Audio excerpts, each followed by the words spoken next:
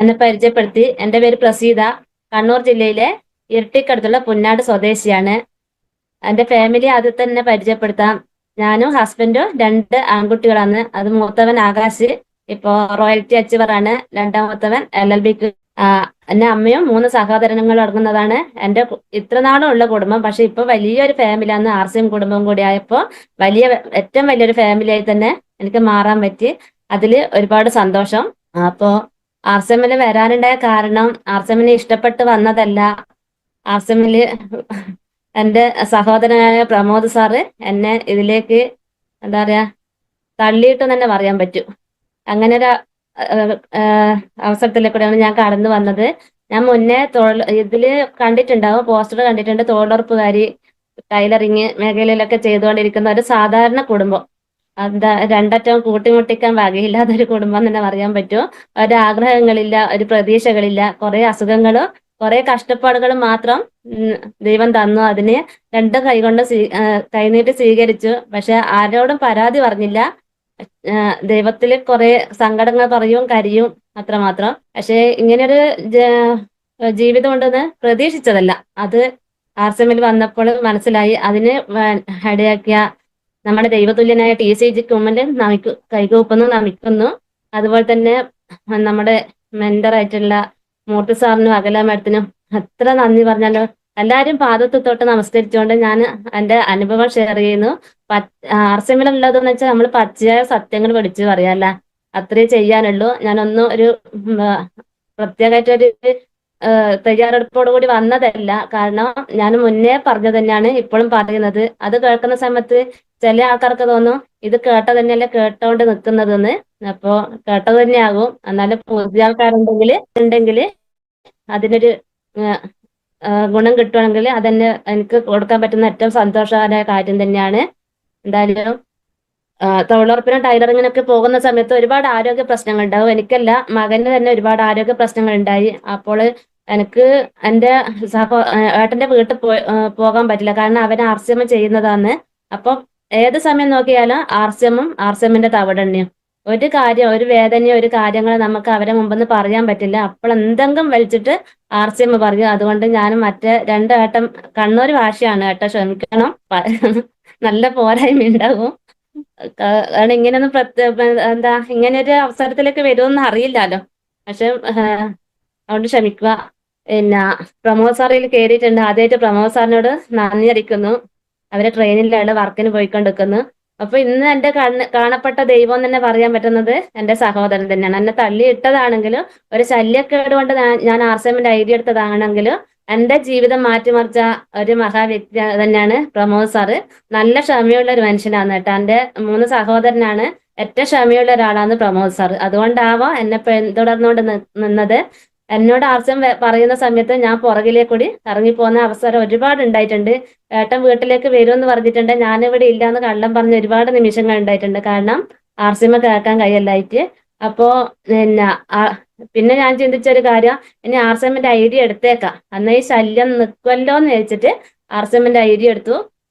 പിന്നെയുള്ള കാര്യങ്ങൾ എന്ന് വെച്ചാല് മീറ്റിങ്ങിന് വിളിച്ചുകൊണ്ടേ നിൽക്കും. ഞാൻ പറഞ്ഞു ഒറ്റ മീറ്റിങ്ങിന് ഞാൻ വരില്ല, കാരണം എനിക്കതിന് സമയമില്ല. ടൈലറിംഗ് ആണ്. പിന്നെ തൊഴിലുറപ്പുള്ള സമയത്ത് തൊഴിലുറപ്പിന് പോകും. പക്ഷെ തൊഴിലുറപ്പിന് നിങ്ങൾ ചിന്തിക്കുക, ഇപ്പൊ ഞാൻ ഈ ഒരു കോട്ടൊക്കെ ഇട്ട് ഇരിക്കുന്നുണ്ടെങ്കിൽ, ഞാൻ മുന്നേ ഒരു പ്രോഗ്രാം പറഞ്ഞിട്ടുണ്ടായിരുന്നു. ഇതിന് മുന്നേ തൊഴിലുറപ്പിന് പോകുന്ന ഒരാളായിരുന്നു. ഇതിന്റെ ഒരു നൈറ്റ് ഇട്ടിരിക്കും, അതിന്റെ മേലില് ഒരു പഴയ ഷർട്ട് ഇട്ടിട്ടുണ്ടാകും. രാവിലെ ഇറങ്ങും, ഒരു സാധാ കണ്ണൂർ ഭാഷയിൽ പറയുന്ന കേട്ടോ, കൈക്കോട്ടുണ്ടാകും, കത്തിയുണ്ടാകും, ഒരു ഷോപ്പർ, ഉച്ചക്കത്തെ കഞ്ഞിയും ഒക്കെ എടുത്തിട്ട് അങ്ങോട്ടേക്ക് പോകും. വീട്ടിലേക്ക് തിരിച്ചു വരുന്ന സമയത്ത് ഞാനൊരു പശുവിനെ വാങ്ങിച്ചിരുന്നു. എങ്ങനെയല്ലാന്ന് നമ്മൾക്ക് ജീവിതം മുന്നോട്ട് കൊണ്ടുപോകാൻ പറ്റുമെന്ന് ചിന്തിച്ചിട്ട് ഒരു പശു ഉണ്ടായിരുന്നു. വരുന്ന സമയത്ത് പശുവിന് പുല്ലൊക്കെ എരിഞ്ഞിട്ട് സാധാരണ പ്രായമുള്ളവരെ ആയിട്ടാണ് എനിക്ക് കൂട്ടുണ്ടായിരുന്നത്. കാരണം ഞാനൊരു അങ്ങനെയുള്ള ആളായിരുന്നു. RCMന് വരുന്നതിന് മുമ്പേ അങ്ങനെ ചിന്തിച്ച ഒരാളായിരുന്നു. എന്നെ കൊണ്ട് പറ്റില്ല, എനിക്കത് പറ്റില്ല എന്നുള്ള ചിന്തിച്ച് എല്ലാം കൂടെ ഒതുങ്ങിക്കൂടി നിൽക്കുന്ന ഒരാളായിരുന്നു. പക്ഷെ ദൈവം ഇതൊരു പരീക്ഷണം നടത്തുന്നതാണെന്ന് ഞാൻ അറിഞ്ഞില്ല. അങ്ങനെ ഒരുപാട് പ്രതിസന്ധികൾ മുന്നിൽ കൊണ്ട് തന്നു. അപ്പോൾ രണ്ട് കൈ നിന്നിട്ട് സ്വീകരിച്ചു. അപ്പോ ഇതിനൊക്കെ തരണം ചെയ്തപ്പോ ദൈവം വലിയൊരു അവസരം എന്റെ മുന്നിലേക്ക് നീട്ടി. RCM എന്ന പ്രസ്ഥാനം, ആ RCMലെ പ്രസ്ഥാനത്തിലേക്കൂടി എൻ്റെ മകന് കൊടുത്ത പ്രോഡക്റ്റ് ഒരുപാട് ആരോഗ്യ പ്രശ്നങ്ങൾ മാറിക്കിട്ടി. അപ്പോൾ എനിക്ക് കിട്ടിയ സന്തോഷം ചെറുതൊന്നല്ല. കാരണം ഞാൻ അതുവരെ പിന്നെ പുറത്തേക്ക് യാത്ര പോയിട്ടുണ്ടെങ്കിൽ ഞാൻ ഹോസ്പിറ്റലിൽ മാത്രമേ പോയിട്ടുള്ളൂ. കാരണം വേറെ ഒരു ടൂറോ കാര്യങ്ങളോ ഒന്നുമില്ല. ഒരു പ്രതീക്ഷ ഒരു സ്വപ്നങ്ങളും ഇല്ലാത്ത ആളായിരുന്നു. മംഗലാപുരം, മണിപ്പാല്, പരിയാരം അങ്ങനെ ദൂര സ്ഥലങ്ങളിൽ പോയിട്ടുണ്ട്. അത് മകനെയും കൊണ്ട് ഹോസ്പിറ്റലിൽ പോയപ്പോഴാണ്. അപ്പോ ഡോക്ടറൊക്കെ പറഞ്ഞിട്ടുണ്ടായിരുന്നു ഈ ഒരു അസുഖം മാറില്ല എന്നൊക്കെ പറയുന്ന സമയത്ത് ഏട്ടൻ എപ്പോഴും വന്നിട്ട് പറയും നീ ആർസെമ്മിന്റെ ഒരു കിഡ്സ് കൊടുക്ക്, അതിലെ കൂടി മാറ്റം വരുമെന്ന്. അപ്പൊ ഞാൻ ഒരുപാട് തർക്കിച്ചിട്ടുണ്ടായിരുന്നു. അങ്ങനെയാണെങ്കിൽ നിങ്ങളുടെ ആർസിഎം മതിയല്ലോ, ഇനി ഇവിടെ ഡോക്ടറൊന്നും വേണ്ടി വരില്ല എന്നല്ലോ ഒരുപാട് തവണ പറഞ്ഞിട്ടുണ്ട്. പക്ഷെ എന്നിട്ടും ഞാൻ ആർസിഎമ്മിന്റെ പ്രൊഡക്റ്റ് വാങ്ങിക്കൊടുക്കാൻ നിന്നില്ല. പരിയാരത്ത് അവൻ നടക്കാൻ വയ്യാതായപ്പോ വീൽ ചെയറിലായിപ്പോയി ഒരു 1.5 മാസം. ആ സമയത്ത് പരിയാരത്തേക്ക് ഒരു ന്യൂട്രൽ ചാർജ് കിഡ്സുമായിട്ടാണ് പ്രമോദ് സാറ് അവിടേക്ക് വന്നിട്ടുള്ളത്. ആദ്യം തന്നെ കിഡ്സ് കൊടുത്തത് പരിയാരം മെഡിക്കൽ കോളേജിൽ നിന്നാണ് ഞാൻ ആർസിഎമ്മിന്റെ കിഡ്സ് കലക്കി കൊടുത്തിട്ടുള്ളത്. അതൊക്കെ ഓർത്ത് വെക്കുന്നുണ്ട്. പക്ഷേ ഇതിനു വേണ്ടിയിട്ടായിരുന്നു ഈ ഒരു അസുഖം തന്നതൊന്നും ഞാൻ അറിഞ്ഞില്ല. പക്ഷെ ഈ ഒരു കിഡ്സ് ഒക്കെ കൊടുത്തപ്പോൾ നമ്മൾ ആഴ്ചയിൽ ഹോസ്പിറ്റലിൽ പോകുന്നത് മാസങ്ങൾ എടുത്തു, വർഷങ്ങളായി. ഇന്നിപ്പോ 5-8 വർഷത്തോളായി ഹോസ്പിറ്റലിൽ പോകാറില്ല. അത് എന്നെ സംബന്ധിച്ചിടത്തോളം ഏറ്റവും സന്തോഷം തരുന്ന ഒരു കാര്യം തന്നെയാണ്. കാരണം നമുക്കറിയാം നമുക്ക് അസുഖം വരുന്നതല്ല, നമ്മുടെ മക്കൾക്ക് എന്തെങ്കിലും വന്നു കഴിഞ്ഞാൽ നമുക്ക് ഹോസ്പിറ്റലിൽ പോകണമെങ്കിൽ ആരോടെങ്കിലും കടം വാങ്ങിക്കണം. കാരണം അവനെ പിന്നെ ഹോസ്പിറ്റലിൽ കൊണ്ടുപോകണമെങ്കിൽ ചെറിയ പൈസ ഒന്നും മതിയാവില്ല. അവനൊരു ബ്ലഡ് നിൽക്കാതെ ഒരു അവസ്ഥ ഉണ്ടായിരുന്നു. അവന് ബ്ലഡ് നിൽക്കണമെങ്കിൽ ഒരു ഇഞ്ചക്ഷൻ വെക്കണമായിരുന്നു. 7-ാം വയസ്സിൽ ഇഞ്ചക്ഷൻ വെക്കുമ്പോൾ 15,000 രൂപ പറഞ്ഞു. അപ്പോൾ ഡോക്ടർ പറഞ്ഞതെന്ന് വെച്ചാൽ ഇതൊരിക്കലും മാറില്ല, പിന്നെ ഇനി ഇവന്റെ പ്രായത്തിനനുസരിച്ചിട്ട് പിന്നെ ഈ ഇഞ്ചക്ഷന്റെ ഡോസ് കൂട്ടേണ്ടി വരും.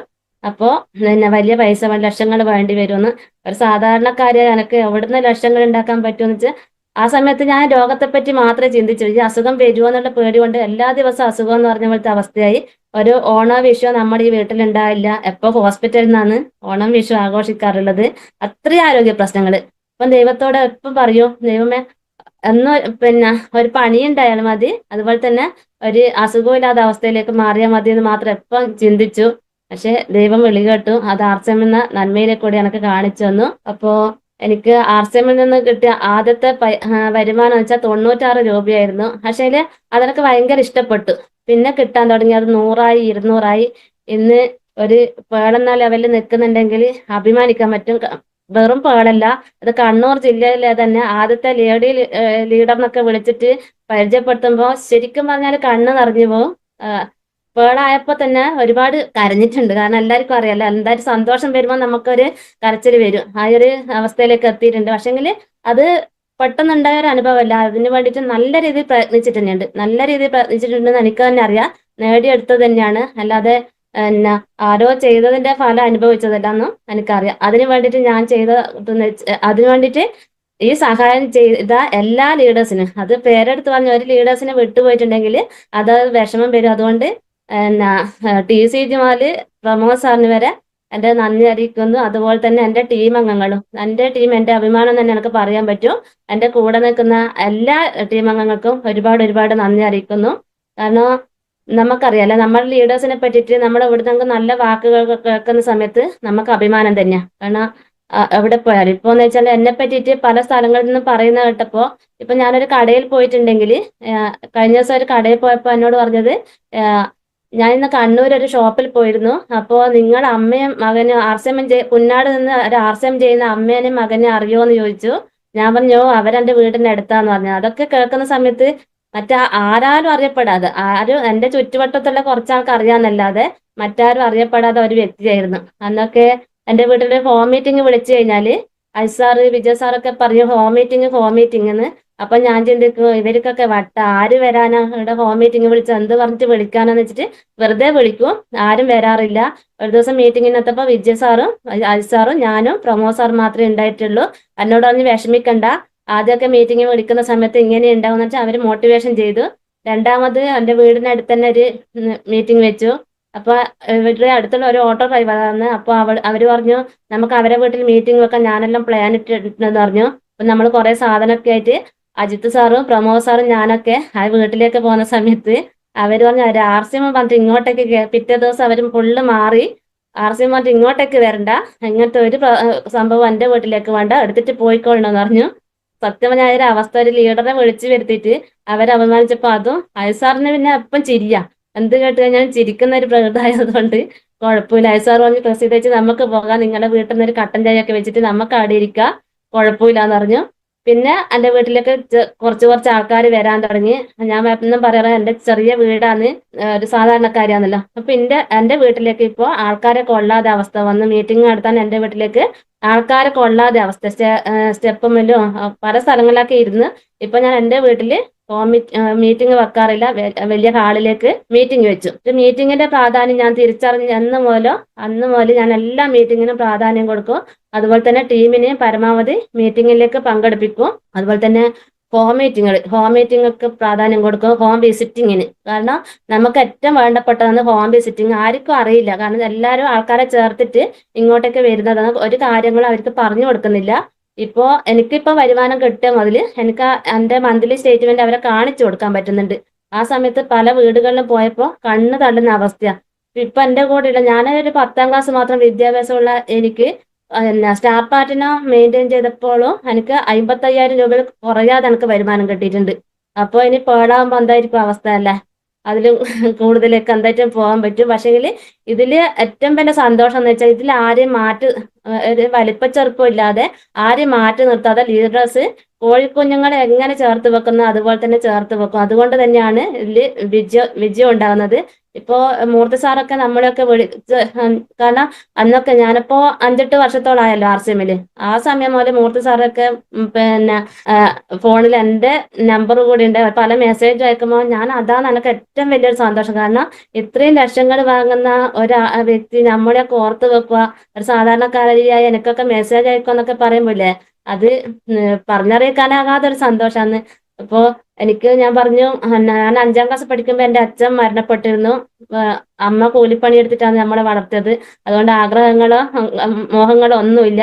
അപ്പോ ഒരുപാട് കുടുംബാംഗങ്ങളെ എനിക്കിപ്പോ കിട്ടി. എല്ലാ കാര്യങ്ങളും പറയാനും സന്തോഷം പങ്കിടാനും സങ്കടം പങ്കിടാനും ഒക്കെ സുഹൃത്തുക്കളെയും എല്ലാരെയും കിട്ടിയിട്ടുണ്ട്. അത് RCMനെ കൂടി നേടാൻ പറ്റി.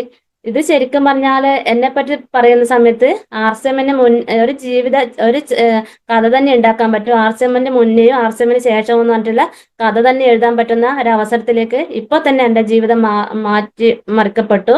കാരണം ആദ്യമൊക്കെ മീറ്റിങ്ങിന് പോകുന്ന സമയത്ത് വീട്ടിൽ നിന്നൊക്കെ ഭയങ്കര പ്രശ്നമായിരുന്നു. ഭയങ്കര എല്ലാവർക്കും ഉണ്ടാവും. ലേഡീസ് ചെയ്യുന്ന സമയത്ത് ഞാൻ പറയും, ഒരു ലേഡി RCMൽ വിജയിക്കുന്നുണ്ടെങ്കിൽ അവർ അത്രമാത്രം പ്രശ്നങ്ങൾ നേരിട്ടുകൊണ്ടിരിക്കും ഇതിലേക്ക് വന്നിട്ടുണ്ട്. ആരും സപ്പോർട്ടും ഉണ്ടാവില്ല. നമുക്ക് പുറത്തുനിന്നുള്ള കുറ്റപ്പെടുത്തലും എന്താ പറയാ, സെയിലിനൊക്കെ പോകുമ്പോൾ ഒരു ദിവസം സെയിലിന് പോയപ്പോ അവിടെ എന്തോ പ്രശ്നം നടന്നപ്പോ ഞാൻ രാവിലെ തന്നെ പോയതാണ്.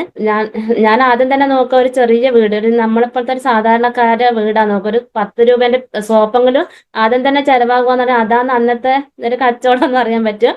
അപ്പൊ ആദ്യം തന്നെ ഒരു വീട്ടിൽ പോയി, അപ്പോ ഇറക്കി വിട്ടു. കാരണം അവര് കുടുംബത്തിൽ പ്രശ്നം നടക്കുക, അത് തേച്ച് എന്നോട് കയർത്ത് അവരെന്റെ മെക്കെട്ട് കയറി.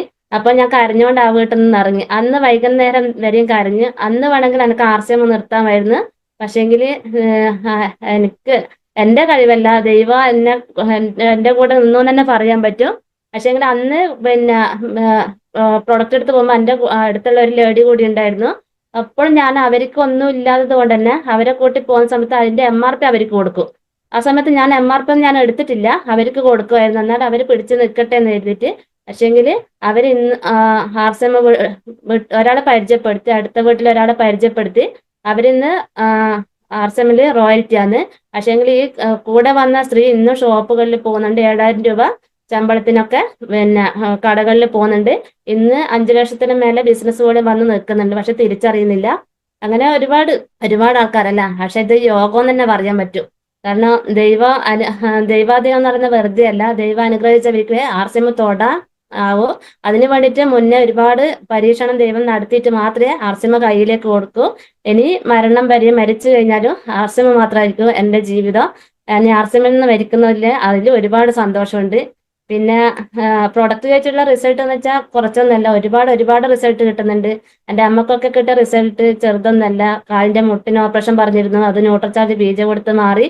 കണ്ണിന് തിമിരത്തിന്റെ ഓപ്പറേഷൻ പറഞ്ഞു, തവിടെണ്ണ കണ്ണിൽ ഇട്ടിച്ചു, ന്യൂട്രൽ വ്യൂ കഴിച്ചു, സപ്ലിമെന്റുകളൊക്കെ കഴിച്ചിട്ട് 77 വയസ്സുള്ള അമ്മക്ക് ഇന്നും ഒരു ഇംഗ്ലീഷ് മരുന്ന് കഴിക്കേണ്ട ആവശ്യം വന്നില്ല.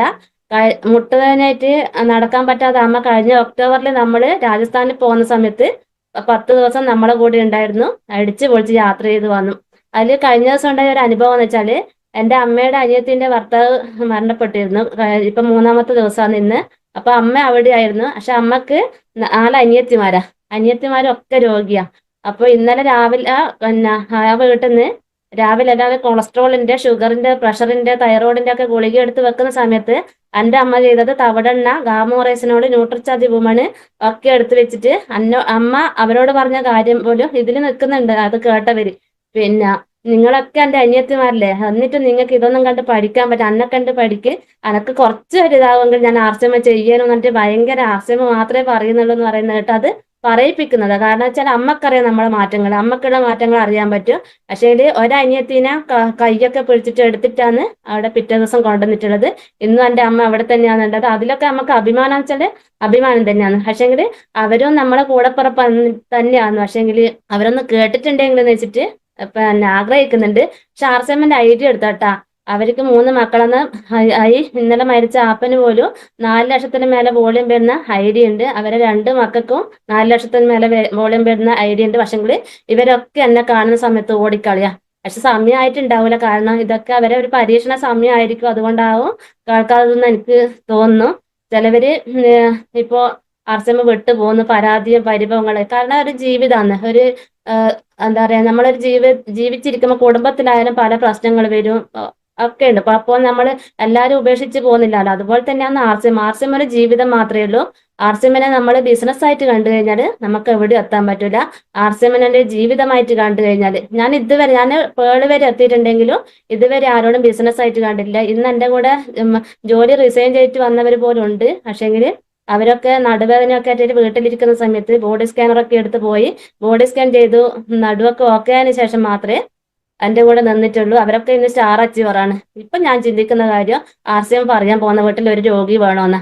അപ്പൊ ഇന്നാൾ ആരോ എന്നോട് ചോദിച്ചിട്ടുണ്ട്, അങ്ങനെ ചിന്തിക്കരുത് കേട്ടാന്ന്. കാരണം പക്ഷേങ്കില് ഞാൻ ചിന്തിക്കുന്നത് എന്ന് വെച്ചാൽ അവരാണ് ആർസിഎമ്മിനെ തിരിച്ചറിയാം. ഇപ്പൊ ഞാൻ പറയും ആർസിഎമ്മിന് വരാൻ മറ്റ് പല ജോലിക്കും പല ക്വാളിഫിക്കേഷനും പറയുന്നുണ്ടെങ്കിൽ ആർസിഎമ്മിന് വരാനുള്ള ഒരു ക്വാളിഫിക്കേഷൻ ഒരു അസുഖമാണ്. മാറാതെ ഒരു അസുഖം ഉണ്ടെങ്കിൽ അവർക്ക് ആർസിഎമ്മിൽ വിജയിക്കാൻ പറ്റുമെന്നുള്ള കാര്യത്തിൽ യാതൊരു സംശയവും ഇല്ല. അത് അനുഭവിച്ചുകൊണ്ടിരിക്കുന്ന ആൾക്കാരാണ് എൻ്റെ ടീമിലെ പല ആൾക്കാരും. അതുകൊണ്ട് ആർസിഎമ്മിന്റെ പ്രോഡക്റ്റിനെ സ്നേഹിച്ചു. അപ്പോ ആർസിഎമ്മിനെ ഹൃദയത്തിലെടുത്തു. ഹൃദയത്തിൽ മാത്രമേ ആർസിഎമ്മിന് സ്ഥാനമുള്ളൂ. നിങ്ങൾക്കറിയാലോ, ഒരു ലേഡി ചെയ്യണം ഞാൻ പറഞ്ഞിട്ടുണ്ട്. നല്ല കഷ്ടപ്പാടുണ്ട്. കാരണം അവർക്ക് രാവിലെ ഒക്കെ ഉണ്ടാകുന്ന തിരക്കും ബുദ്ധിമുട്ട്. കാരണം എൻ്റെ വീട്ടിൽ വേറെ ആരും ഇല്ല, 4 ആൾക്കാരാണ് ഒക്കെ പക്ഷെ ഇപ്പൊ എല്ലാരും കൂടി ടീം വർക്ക് എന്നുള്ള രീതിയിൽ തന്നെയാട്ടെ വീട്ടിലെ ഭക്ഷണമൊക്കെ ആക്കുന്ന രീതി. കാരണം എൻ്റെ കഷ്ടപ്പാട് കണ്ടിട്ടുണ്ട്. അന്നത്തെ ഹസ്ബൻഡൊക്കെ ചോറൊക്കെ വിളമ്പി കൊടുത്താൽ മാത്രമേ കഴിക്കാറുണ്ടായിരുന്നു. ഇപ്പോന്ന് വെച്ചാൽ ഞാൻ വൈകിട്ട് വരുന്ന സമയത്ത് ഏടി എത്തിയെന്ന് ചോദിച്ചിട്ട് ടേബിളിൽ മേൽ ഭക്ഷണം എടുത്തു വെക്കുന്ന അവസ്ഥയിലേക്ക് മാറി. അതിന് ഞാൻ മാറ്റിയെടുത്തു. കാരണം വെച്ചാൽ അന്നൊക്കെ അവരെ സപ്പോർട്ട് കിട്ടാൻ വേണ്ടി കാത്തു വന്നിട്ടുണ്ടെങ്കിൽ ഇന്നും തൊഴിലുറപ്പിന് പോകുന്ന ഒരാളായിട്ട് ഞാൻ മാറിയിട്ടുണ്ടാവും. പക്ഷേ അതൊക്കെ ബസ്സിൽ ക്ലീനറാണ് കേട്ടോ. ഒരു 2 ദിവസം കഴിയുന്ന സമയത്ത് ഞാനൊരു കവറും തൂക്കിയിട്ട് സ്റ്റാൻഡിൽ പോയി ഇരിക്കുമായിരുന്നു. കാരണം ഒരു 500 രൂപ തരുവാ, ഒറ്റ പൈസ ഇല്ല, വീട്ടിൽ സാധനമൊന്നുമില്ല, മാവേലി സ്റ്റോറിലേക്ക് പോകണമെന്നൊക്കെ പറഞ്ഞിട്ട് കാത്തു നിൽക്കുന്ന ഞാൻ ഇപ്പം ബസ്സിനടുത്ത് പോകുന്നുണ്ടെങ്കിൽ ബസ്സിലെ ആൾക്കാരോട് ആശയം പറയാൻ മാത്രമേ പോകാറുള്ളൂ. ഇന്ന് ആ രീതിയിലേക്ക് നിന്നാൽ ഞാൻ കോട്ടൊക്കെ ഇട്ട് ഇരിക്കുന്നുണ്ടെങ്കിൽ അത് അഭിമാനം തന്നെയാണ്. ഇതുപോലത്തെ ഇനിയെങ്കിലും എനിക്ക് ലേഡീസോട് പറയാനുള്ളത്, നമ്മള് നമ്മുടെ ഹസ്ബൻഡിനോട് ഒരു 100 രൂപ കൈ നീട്ടുന്നതിലും എത്രയോ നല്ലതാണ് ആർസിഎം എന്ന പ്രസ്ഥാനത്തെ തെരഞ്ഞെടുക്കുന്നത്. ആർസിഎം നമ്മളെ ചതിക്കില്ല. നമുക്ക് എല്ലാ സന്തോഷങ്ങളും ആർസിഎം നേടിത്തരും എന്നുള്ള കാര്യത്തിൽ യാതൊരു സംശയമില്ല. ആർസിഎമ്മില് അല്ലെങ്കിൽ എൻ്റെ ഒന്നും ജീവിതം ഇല്ല സത്യത്തില്. കാരണം ഒരാഗ്രഹങ്ങളും ഇല്ല. പക്ഷേ ഇന്നൊക്കെ വെച്ചാൽ ഇവിടെ പോകുമ്പോ, ഇപ്പൊ ഒരു ബാങ്ക് പോകുമ്പോ തന്നെയായാലും മാനേജർക്ക് പോലും ഞാൻ ആർസിഎമ്മിന്റെ പ്രൊഡക്റ്റ് പറഞ്ഞു കൊടുക്കുന്നു. ഇപ്പൊ എന്തെങ്കിലും ഒരു കാര്യം സംസാരിക്കണ്ടെങ്കിൽ ആരെ വിളിക്കുന്നതിനെ കൊണ്ടും ഒരു പ്രശ്നമില്ല. അപ്പോ കഴിഞ്ഞ വർഷം ഒരു ആക്സിഡന്റ് ഉണ്ടായി. ഞാൻ സ്കൂട്ടി എടുത്തിട്ടാണ് പോകാറുള്ളത്. അപ്പോ കൂടെയുള്ള എനക്ക് സ്കൂട്ടി ഉണ്ട്. അന്നെന്റെ സ്കൂട്ടി ഇവിടെ ഇല്ലായിരുന്നു. അപ്പൊ കൂടെയുള്ള ചേച്ചിന്റെ സ്കൂട്ടി എടുത്ത് പോകുന്ന സമയത്ത് ഒരു കാറിനിട്ട് അടിച്ചു. സ്കൂട്ടി 2 കഷ്ണമായി. പക്ഷെങ്കിൽ ദൈവാധീനം എന്നറിയാം, നമുക്ക് 2 പേർക്കും ഒന്നും പറ്റിയില്ല, ഒരു സംഭവം പറ്റില്ല. സ്കൂട്ടി മുറിഞ്ഞു പോയി. അപ്പൊ അതെടുത്ത് പോലീസ് സ്റ്റേഷനിൽ പോയപ്പോ ഈ കാറിന്റെ ആൾക്കാര് പോലീസ് സ്റ്റേഷനിലേക്ക് വന്നില്ല, അവര് ലേറ്റ് ആയി. അപ്പൊ പോലീസുമായിട്ട് പരിചയപ്പെട്ടു. അപ്പൊ എന്താ ചെയ്യുന്നതെന്ന് വെച്ചാൽ, പക്ഷെ RCM പറയാനുള്ളൊരു വല്ലാതെ തിടുക്ക. അപ്പൊ RCM എന്ന് പറഞ്ഞപ്പോ അതെന്താ RCM എന്നൊക്കെ ചോദിച്ചപ്പോ തവിടെണ്ണയൊക്കെ ഉപയോഗിക്കാറുണ്ടോന്ന് വെച്ച് നോക്കുമ്പോൾ പോലീസിന് കൊളസ്ട്രോൾ ആണ്. അപ്പൊ ഞാൻ പറഞ്ഞു തവിടെണ്ണ ഉപയോഗിച്ചാൽ നല്ലതാന്ന് പറഞ്ഞു. പിറ്റത്തെ ദിവസം തന്നെ പിറ്റേ ദിവസം പോകാൻ വേണ്ടി പറഞ്ഞ് പോകുന്ന സമയത്ത് ഞാൻ തവിടെണ്ണയോ വെജമ്മയോ ഒക്കെ എടുത്തിട്ടാണ് പോയിട്ടുള്ളത്. ഞാൻ പറഞ്ഞു ഇത് വില കുറച്ച് കിട്ടുമെന്ന് വെച്ച് വൈകുന്നേരം തന്നെ RCMന്റെ ഐഡി എടുത്തു. ഇപ്പോ ഞാൻ ചിന്തിക്കുന്നത്, ഇപ്പോ നമ്മള് സ്കൂട്ടിയൊക്കെ എടുത്ത് പോകുമ്പോൾ പല ചെക്കിങ് ഉണ്ടാവും അല്ലേ. അപ്പൊ ഞാൻ ഡ്രിങ്ക് ഒക്കെ കരുതും, കാരണം പോലീസ് കൈ നീട്ടി കഴിഞ്ഞാൽ ഒന്ന് RCM പറയാലോ ഒന്ന്. പക്ഷെ ഇപ്പൊ നോക്കും കൈ നീട്ടും കാണുന്നില്ല അധികം, കാരണം പെട്ടെന്ന് വിട്ടേക്കുന്ന കാരണം അവിടെ RCM പറയാലോ എന്ന് വിചാരിച്ചിട്ട്. ഇപ്പൊ തിരുവനന്തപുരത്തൊക്കെ ട്രെയിനിന് പോകുന്നുണ്ടെങ്കിൽ ഞാൻ ട്രെയിനിന് ബുക്ക് ചെയ്യാറില്ല, കാരണം എല്ലാവരും കൂടെ നിന്നുകൊണ്ട് തന്നെയാണ് ഞാൻ പോകാറ്. കാരണം എന്റെ ടീമിൽ എല്ലാവരും ട്രെയിനിൽ വെച്ച് പരിചയപ്പെട്ടവരും ബസ്സിൽ വെച്ച് കുടുംബങ്ങളൊക്കെ ഓടിക്കളഞ്ഞിട്ടുണ്ട്. കാരണം എന്ന് വെച്ചാല് ഇത് കേൾക്കാൻ പറ്റാതെ എന്താ പറയാ എന്നെ കാണുന്ന സമയത്ത് ഓടും, ഇപ്പൊ ഒരു RCM തുടങ്ങും എന്നിട്ട്. പക്ഷേങ്കില് ബാക്കിയുള്ളവർ ഓടുന്നില്ല. ഇങ്ങോട്ടേക്ക് എന്താന്ന് വെച്ചിട്ട് വരുന്ന അവസ്ഥ അവർ എല്ലാവരും ഫാമിലിയിലും ഉണ്ടാവും അതുപോലെ തന്നെ. അതുകൊണ്ട് ഫാമിലിയിലെ ആൾക്കാർ RCM ചെയ്യുമെന്ന് വെച്ചിട്ട് ആരും പെട്ടെന്ന് നിൽക്കണ്ട. എല്ലാരും പിന്നെ ചിലവർ 2-3 പേരോട് പറയും RCM പറയും, അവരെ ചെയ്യുന്നില്ല എന്ന് വെച്ചിട്ട് ഒഴിവായി പോകും. പക്ഷെങ്കിൽ RCM പറഞ്ഞുകൊണ്ടേ നിൽക്കുക. പിന്നെ നമ്മള് വിനോദ് സാറൊക്കെ എല്ലാരും പറയുന്നതാണ്, ലീഡേഴ്സ് നമ്മൾ ആരും എടുത്ത് തലയിൽ വെക്കേണ്ട ആവശ്യമില്ല. നമ്മൾ ചില ആൾക്കാർ വന്ന്, ഞനക്കൊക്കെ ഉണ്ടായിരുന്നു ആ സ്വഭാവം, ഞാനൊക്കെ സാധാരണക്കാരിയായതല്ലേ. അപ്പൊ എന്ന് വെച്ചാല് ചില കുറച്ച് കഴിവുള്ള ആൾക്കാർ വന്ന് ഞാൻ വിചാരിക്കും അവരൊക്കെ ഭയങ്കര സംഭവമല്ലേ എന്ന് വെച്ചിട്ട് അവരൊക്കെ എടുത്ത് തലയിലൊക്കെ വെച്ചിട്ടുണ്ട്. അതും വെക്കേണ്ട ആവശ്യമില്ല. RCMല് സാധാരണക്കാരും പിന്നെ വലിയവെണ്ണോ ചെറിയവെണ്ണോ ഒന്നുമില്ല, എല്ലാവരും ഒരുപോലെ തന്നെയാണ്. അവര് 10-150 ആളെയൊക്കെ B-സൈഡൊക്കെ ഓപ്പൺ ആക്കിയിട്ട് പോയിട്ടുണ്ട്. അപ്പോ എനിക്ക് അതും പറയാനുള്ളത്, ചില ആൾക്കാർ B-സൈഡ് ഓപ്പൺ ആക്കുന്ന സമയത്ത് അത് പറയാനുള്ളത് വെച്ചാൽ പ്രത്യേകമായിട്ട് പറയാനുള്ള ഒരു കാര്യമാണ് അനുഭവിച്ചുകൊണ്ടിരിക്കുന്നത്. ചില ആൾക്കാർ പെട്ടെന്ന് വരും, വരുമാനത്തിന് വേണ്ടി B-സൈഡ് ഓപ്പൺ ആക്കും, പിന്നെ ഇതിൽ നിന്ന് ചെറിയൊരു വരുമാനം അവർക്ക് വേണ്ട അപ്പൊ സമയത്ത് ഇട്ടിട്ട് പോകുന്ന അത്ര ആൾക്കാരെ അന്ന് വഴിയാധാരമൊക്കെ ഇടുവാന്ന് ഞാൻ പറയല്. അങ്ങനെ ചെയ്യേണ്ട ആവശ്യമില്ല. നമ്മൾ B-സൈഡ് ഓപ്പൺ ആക്കുന്നുണ്ടെങ്കിൽ അവരെ വളർച്ച കണ്ടുകൊണ്ട് തന്നെ ആയിരിക്കണം നമ്മൾ അവരെ ചേർത്ത് പിടിക്കേണ്ടത്. അവരെ എത്രമാത്രം നിങ്ങൾ അച്ചീവ്മെന്റിൽ എത്തിക്കുന്നതോ അത്രയും നമുക്ക് വിജയത്തിലേക്ക് എത്താൻ പറ്റും. എൻ്റെ A-സൈഡിനെയും B-സൈഡിനെയും ചേർത്ത് പിടിച്ചുകൊണ്ടാണ് ഇന്നും ഞാൻ ഏറ്റവും ഡെപ്ത് പോയിട്ട് ഞാൻ വർക്ക് ചെയ്യാറ്. പിന്നെ പുതിയ ബിഗിനറി ഉണ്ടാക്കുക, 2 സൈഡും, ഒറ്റ സൈഡല്ല. എൻ്റെ ടീമിന് അറിയില്ല എൻ്റെ A-സൈഡ് ഏതാ B-സൈഡ് ഏതാന്നുള്ളത്. അങ്ങനെയാണ് ഞാൻ എൻ്റെ ടീമിനെ കൊണ്ടുപോകാറുള്ളത്. അതുപോലെ തന്നെ പിന്നെ കൊച്ചിയിലൊക്കെ പ്രോഗ്രാം നടക്കുന്ന സമയത്തായാലും ടിക്കറ്റ് ഞാൻ ആദ്യം എന്തായിട്ട് ഒരു ബസ് ആൾക്കാരെ ബുക്ക് ചെയ്യേണ്ട ടിക്കറ്റ് ഞാൻ വാങ്ങിക്കാറുണ്ട്. കാരണം ഞാൻ ആരോടും ചോദിച്ചിട്ടല്ല, കാരണം ബസ്സിൽ ആളുണ്ടാകുമൊന്നുമില്ല. കാരണം ഇപ്പൊ നമുക്ക് 5000-10,000 നഷ്ടപ്പെട്ടിരിക്കും കുറച്ച് ആൾക്കാർ വന്നിട്ടില്ല. അതൊക്കെ നമുക്ക് RCM നേടി തന്നുകൊണ്ടേയിരിക്കും. RCMൽ ഇനി വരാൻ പോകുന്നില്ലേ ഉള്ളൂ. കാരണം വെച്ചാല് എനക്കൊക്കെ ഈ പേളാകാൻ പറ്റുമെന്ന് വെച്ചാല് പണ്ടൊന്നും ചിന്തിച്ചതല്ല, ഒരു സ്റ്റാർ പോലും ആകാൻ പറ്റുമെന്ന് ചിന്തിച്ചതേ അല്ല. ഇപ്പം പേളായപ്പോ ചിന്തിക്കുന്നുണ്ട് അതിലും അപ്പുറത്തേക്ക് എനിക്ക് പോകാനാവും എന്നുള്ള കാര്യത്തിൽ യാതൊരു സംശയമില്ല. ഇപ്പൊ ഹസ്ബൻഡ് അതൊക്കെ അന്ന് തള്ളി പറഞ്ഞിട്ടുണ്ടെങ്കിൽ ഇന്ന് അവരെയൊക്കെ സ്വപ്നം കാണാൻ പഠിപ്പിക്കുന്നത് ഞാനാണ്. കാരണം ഇപ്പൊ കുറെ ആൾക്കാർക്ക് ഉണ്ട് കേട്ടോ. എന്റെ പിന്നെ വീട് ഇപ്പോ RCM പറയുന്നില്ല, ഭയങ്കര മോട്ടിവേഷൻ ഒന്നും പറയുന്നില്ല, ഒരു വണ്ടി എടുക്ക്, പെട്ടെന്ന് വീടുണ്ടാക്ക്, കാറ് വാങ്ങിക്കുന്നൊന്നും പറയുന്നില്ല. കാരണം RCMൽ വരുന്നവർ കുറെ കടബാധ്യതകളും പിന്നെ അസുഖങ്ങളും ആയവരാണ് വരാറുള്ളത്. അപ്പോൾ കിട്ടുന്ന പൈസേനെ കൊണ്ട് നമ്മൾ പെട്ടെന്ന് വീടും മറ്റുള്ളവരെ കാണിക്കാൻ വേണ്ടി നിന്നിട്ടുണ്ടെങ്കിൽ നമുക്ക് മുന്നോട്ടേക്ക് പോകാൻ പറ്റില്ല. അപ്പോൾ എനിക്ക് 50,000 ഒക്കെ കിട്ടുന്നെന്ന് പറയുമ്പോൾ ആൾക്കാർ പറയാൻ തുടങ്ങി, എന്നിട്ടാണ് അവളെ വീട് ഇത്ര ചെറുത്, അങ്ങനെയാണെങ്കിൽ ഒരു വീടാക്കൂലേ, ഒരു വണ്ടി ആക്കൂലേ. ഇപ്പോഴത്തേക്ക് നമുക്ക് കയറി കിടക്കാൻ ഒരു വീടുണ്ട്, പോകാൻ ചെറിയ വാഹനങ്ങളുണ്ട്. അപ്പൊ അതന്നെ എന്നെ സംബന്ധിച്ചിടത്തോളം ഏറ്റവും പ്രധാനപ്പെട്ട കാര്യം തന്നെ. പക്ഷെങ്കിൽ ഇപ്പം ഞാൻ പറയാറുണ്ട്, ഇനി എന്തായിട്ട് ഇവിടെ മീറ്റിംഗ് ഒക്കെ നടത്താനുള്ള അസൗകര്യമുണ്ട്, എന്തായിട്ട് ഈ ഡിസംബർ ആകുമ്പോഴത്തേക്കും എൻ്റെ വീടിന്റെ വലിപ്പം കൂട്ടും. കാരണം എന്ന് വെച്ചാൽ എൻ്റെ വീട് കാണാനായിട്ട് RCM ചെയ്യാത്ത കുറെ ആൾക്കാരുണ്ട്. അവരെ പിന്നെ ഭാവി ഞാൻ കളയേണ്ട ആവശ്യമില്ലല്ലോ. ഒന്ന് പെട്ടെന്ന് ഞാൻ വീടാക്കി കഴിഞ്ഞാൽ അവർ RCMലേക്ക് വരുമായിരിക്കും. പിന്നെ എന്തിനാ. അപ്പോ പിന്നെ എന്തായാലും ഒരുപാട് കടങ്ങൾ ഉണ്ടായിരുന്നു, അതൊക്കെ RCM വീട്ടിൽ തന്നു. RCMന് നന്ദി പറഞ്ഞാൽ മതിയല്ല. കാരണം ആദ്യമൊക്കെ പ്രമോദ് സാറ് ജയ്ജാർച്ചം ഗുഡാർച്ചം എന്നൊക്കെ വിളിക്കുന്ന സമയത്ത് ഞാൻ ഇവർക്കൊക്കെ വട്ടാണ്, എന്ത് ജയ്ജാർ കേൾക്കുന്ന സമയത്ത് ഒരു വല്ലാതെ അവസ്ഥ. പക്ഷേ ഇന്ന് ഞാൻ രാവിലെ എഴുന്നേറ്റം ഒരു പറയുന്ന ഞാൻ എൻ്റെ വായി പൂട്ടാറില്ല. കാരണം വെച്ചാൽ ഇപ്പൊ എല്ലാവരും എന്നോട് പറയുന്നത് പിന്നെ നിന്നെ കൊണ്ട് പറ്റി, എനിക്ക് ഭയങ്കര വായിലാവില്ല. പണ്ടൊക്കെ ഞാൻ ആരോടും പറയാണ്ട് എന്നെ പറ്റി പറയാന്ന് വെച്ചാല് ഞാന് ഒരു 19-ആം വയസ്സ് കല്യാണം കഴിഞ്ഞു. പിന്നെ 20-21 വയസ്സിലേക്ക് പിന്നെ മക്കളുണ്ടായി. ആ സമയത്തൊക്കെ ഞാൻ പ്രായമുള്ളവരെ രീതിയാണ് കേട്ടോ. കാരണം എന്ന് വെച്ചാൽ ഒന്നും ഇല്ലാത്തതുകൊണ്ട് തന്നെ ഞാന് ചുരിദാർ പോലും എടുക്കാറില്ല, സാരി മാത്രമേ എടുക്കും, ബാഗ് എടുക്കാറില്ല. കാരണം ആൾക്കാർ എന്ത് ചിന്തിക്കുന്നു വിചാരിച്ചിട്ടാണ് എന്റെ നടപ്പ്. കാരണം സാധാരണക്കാരിയല്ലേ ബാഗിന്റെ അടുത്ത് പോകുന്നത്. ഞാൻ അന്ന് ചിന്തിച്ചിട്ടുണ്ട്, ജോലിയുള്ളവരൊക്കെ അല്ലേ ബാഗിന്റെ അടുത്ത് പോകുന്നത്, ഞാൻ ആ സാധാരണക്കാരെ ഞാൻ എങ്ങനെ പോകുന്നു ചിന്തിച്ചിട്ട് ഞാൻ വെറും കവറും തൂക്കി പോകുന്ന ഞാനാണ്. പക്ഷെ ഇന്നൊക്കെ ഞാൻ ജീൻസും ടോപ്പൊക്കെ ഇട്ടിട്ടും എവിടെ വേണമെങ്കിലും ഞാൻ പോകുന്ന രീതിയിലേക്ക് മാറിയിട്ടുണ്ടെങ്കിൽ ഞാൻ മറ്റുള്ളവരെന്ത് ചിന്തിക്കുന്നുണ്ട കാര്യമൊക്കെ ഞാനങ്ങ് മറന്നു. പിന്നെ ഞാൻ എന്നെ ഇഷ്ടപ്പെടാൻ തുടങ്ങി, എന്നെ സ്നേഹിക്കാൻ തുടങ്ങി, എന്റെ കുടുംബത്തെ സ്നേഹിക്കാൻ തുടങ്ങി. അന്നൊക്കെന്ന് വെച്ചാല് കൂട്ടിനിരിക്കാൻ കുറെ ആൾക്കാരുണ്ടായിരുന്നു. അയ്യോ പിന്നെ ഇങ്ങനെ ആയിപ്പോയല്ലോ എന്ന് പറയാം. പക്ഷെ ഇന്നെന്റെ വളർച്ച കാണുമ്പോൾ ആ അയ്യോ എന്ന് പറഞ്ഞവരെ ഇന്ന് എവിടെയും കാണാനില്ല സത്യത്തില്. കാരണം ഇന്ന് എവിടെയും ഉള്ളവർ എന്റെ വളർച്ച സന്തോഷിക്കുന്നവരുണ്ട്, അവരെ കൂടെ മാത്രമേ ഞാനുള്ളൂ. എന്റെ പിന്നെ അവരൊക്കെ യഥാർത്ഥ സുഹൃത്തുക്കളല്ല എന്നുള്ളത് ഇപ്പൊ തിരിച്ചറിഞ്ഞു. അതുപോലെ തന്നെ എന്റെ ഫാമിലിയിലൊക്കെ ഒരുപാട് പിന്നെ കരയേണ്ടി വന്നിട്ടുണ്ടായിരുന്നു. കാരണം ഒന്നും ഇല്ലാത്തവർക്ക് അറിയാലോ, സാധാരണക്കാരോ പിന്നെ കുറച്ച് ഉദ്യോഗസ്ഥന്മാരൊക്കെ ഉള്ള വീട്ടിൽ പോകുന്ന നമ്മുടെ കുടുംബത്തെ കുറെ ഫാമിലി പിന്നെ ജോലിയൊക്കെ ഉള്ളവരുണ്ട്. അന്നൊക്കെ ഞാൻ ഈ പശുവിനെയൊക്കെ കെട്ടി തൊഴിലുറപ്പിനൊക്കെ പോയി വന്നിട്ടാണ് കല്യാണത്തിനൊക്കെ പോവുക. അപ്പൊ അവരെ വീട്ടിലേക്കൊക്കെ പോകുന്ന സമയത്ത് അവരെ ആൾക്കാർ വന്നിട്ടുണ്ട്, അവരൊക്കെ പുറത്തൊക്കെ തട്ടിയിട്ട് അകത്തേക്ക് കൊണ്ടുപോകുന്ന അവസ്ഥയാണ്. അപ്പൊ ഞാനൊക്കെ കയറി പോകുന്ന സമയത്ത് അവര് കാണുക പോലും ഇല്ല. പക്ഷെങ്കിൽ ഇതെങ്ങനെ പോകാണ്ടിരിക്കാൻ പറ്റില്ലാലോ എന്ന് പറഞ്ഞ അവസ്ഥയിലേക്ക് പോയിട്ടുണ്ട്. പക്ഷെ ഇന്നൊക്കെ അവിടെ ചെല്ലുമ്പോ ചോദിക്കും, പ്രസീത എന്തുണ്ട്, ഞാൻ സൂപ്പർ അല്ലേന്ന് അറിയാം, അങ്ങനെ പറഞ്ഞ അന്നേരം ഇത് കേൾക്കാനാന്ന്. പക്ഷെ അന്നൊക്കെ അങ്ങനെ ഇരുന്നിരുന്ന ആൾക്ക് ഇപ്പം ജോലിയൊന്നും ഇല്ല. പല ആൾക്കാരും ഒരുപാട് വിദ്യാഭ്യാസമൊക്കെ കഴിഞ്ഞിട്ട് വീട്ടിലിരിക്കുന്നുണ്ട്, അവരൊരു വണ്ടി പോലും എടുക്കില്ല. ഞാൻ സ്കൂട്ടിയൊക്കെ എടുത്തിട്ടാണ് അവരെ വീട്ടിലേക്ക് കയറി ചെല്ലാറ്. അപ്പൊ അവര് പറയും റസീദനെ കണ്ട് പഠിക്കുന്ന പറയുന്ന അവസ്ഥയിലേക്ക് മാറി. അത് ഞാൻ പറഞ്ഞത് എനക്ക് ഒന്നും ചിന്തിക്കാനില്ല, പക്ഷെ ഞാനും ഒരുപാട് വിദ്യാഭ്യാസമൊക്കെ ഉണ്ടെങ്കിൽ അതിന്റെ പുറകെയായിരിക്കും ഞാൻ പോകും. പക്ഷെ അനക്കൊന്നും നേടാനില്ലായിരുന്നു. 10ാം ക്ലാസ് വരെ വിദ്യാഭ്യാസമുള്ളൂ, വേറെ ഒന്നും നേടാനില്ല. പക്ഷെങ്കിൽ ആർസിഎം ഒരു 1000 ഉറുപ്പ്യ കിട്ടുന്ന സമയത്ത് അത് ഞാൻ 1 ലക്ഷത്തിന്റെ വില കിട്ടി. അപ്പോന്ന് വെച്ചാല് അതിന് വേണ്ടിയിട്ട് പരിശ്രമിച്ചുകൊണ്ടിരിക്കുന്നു.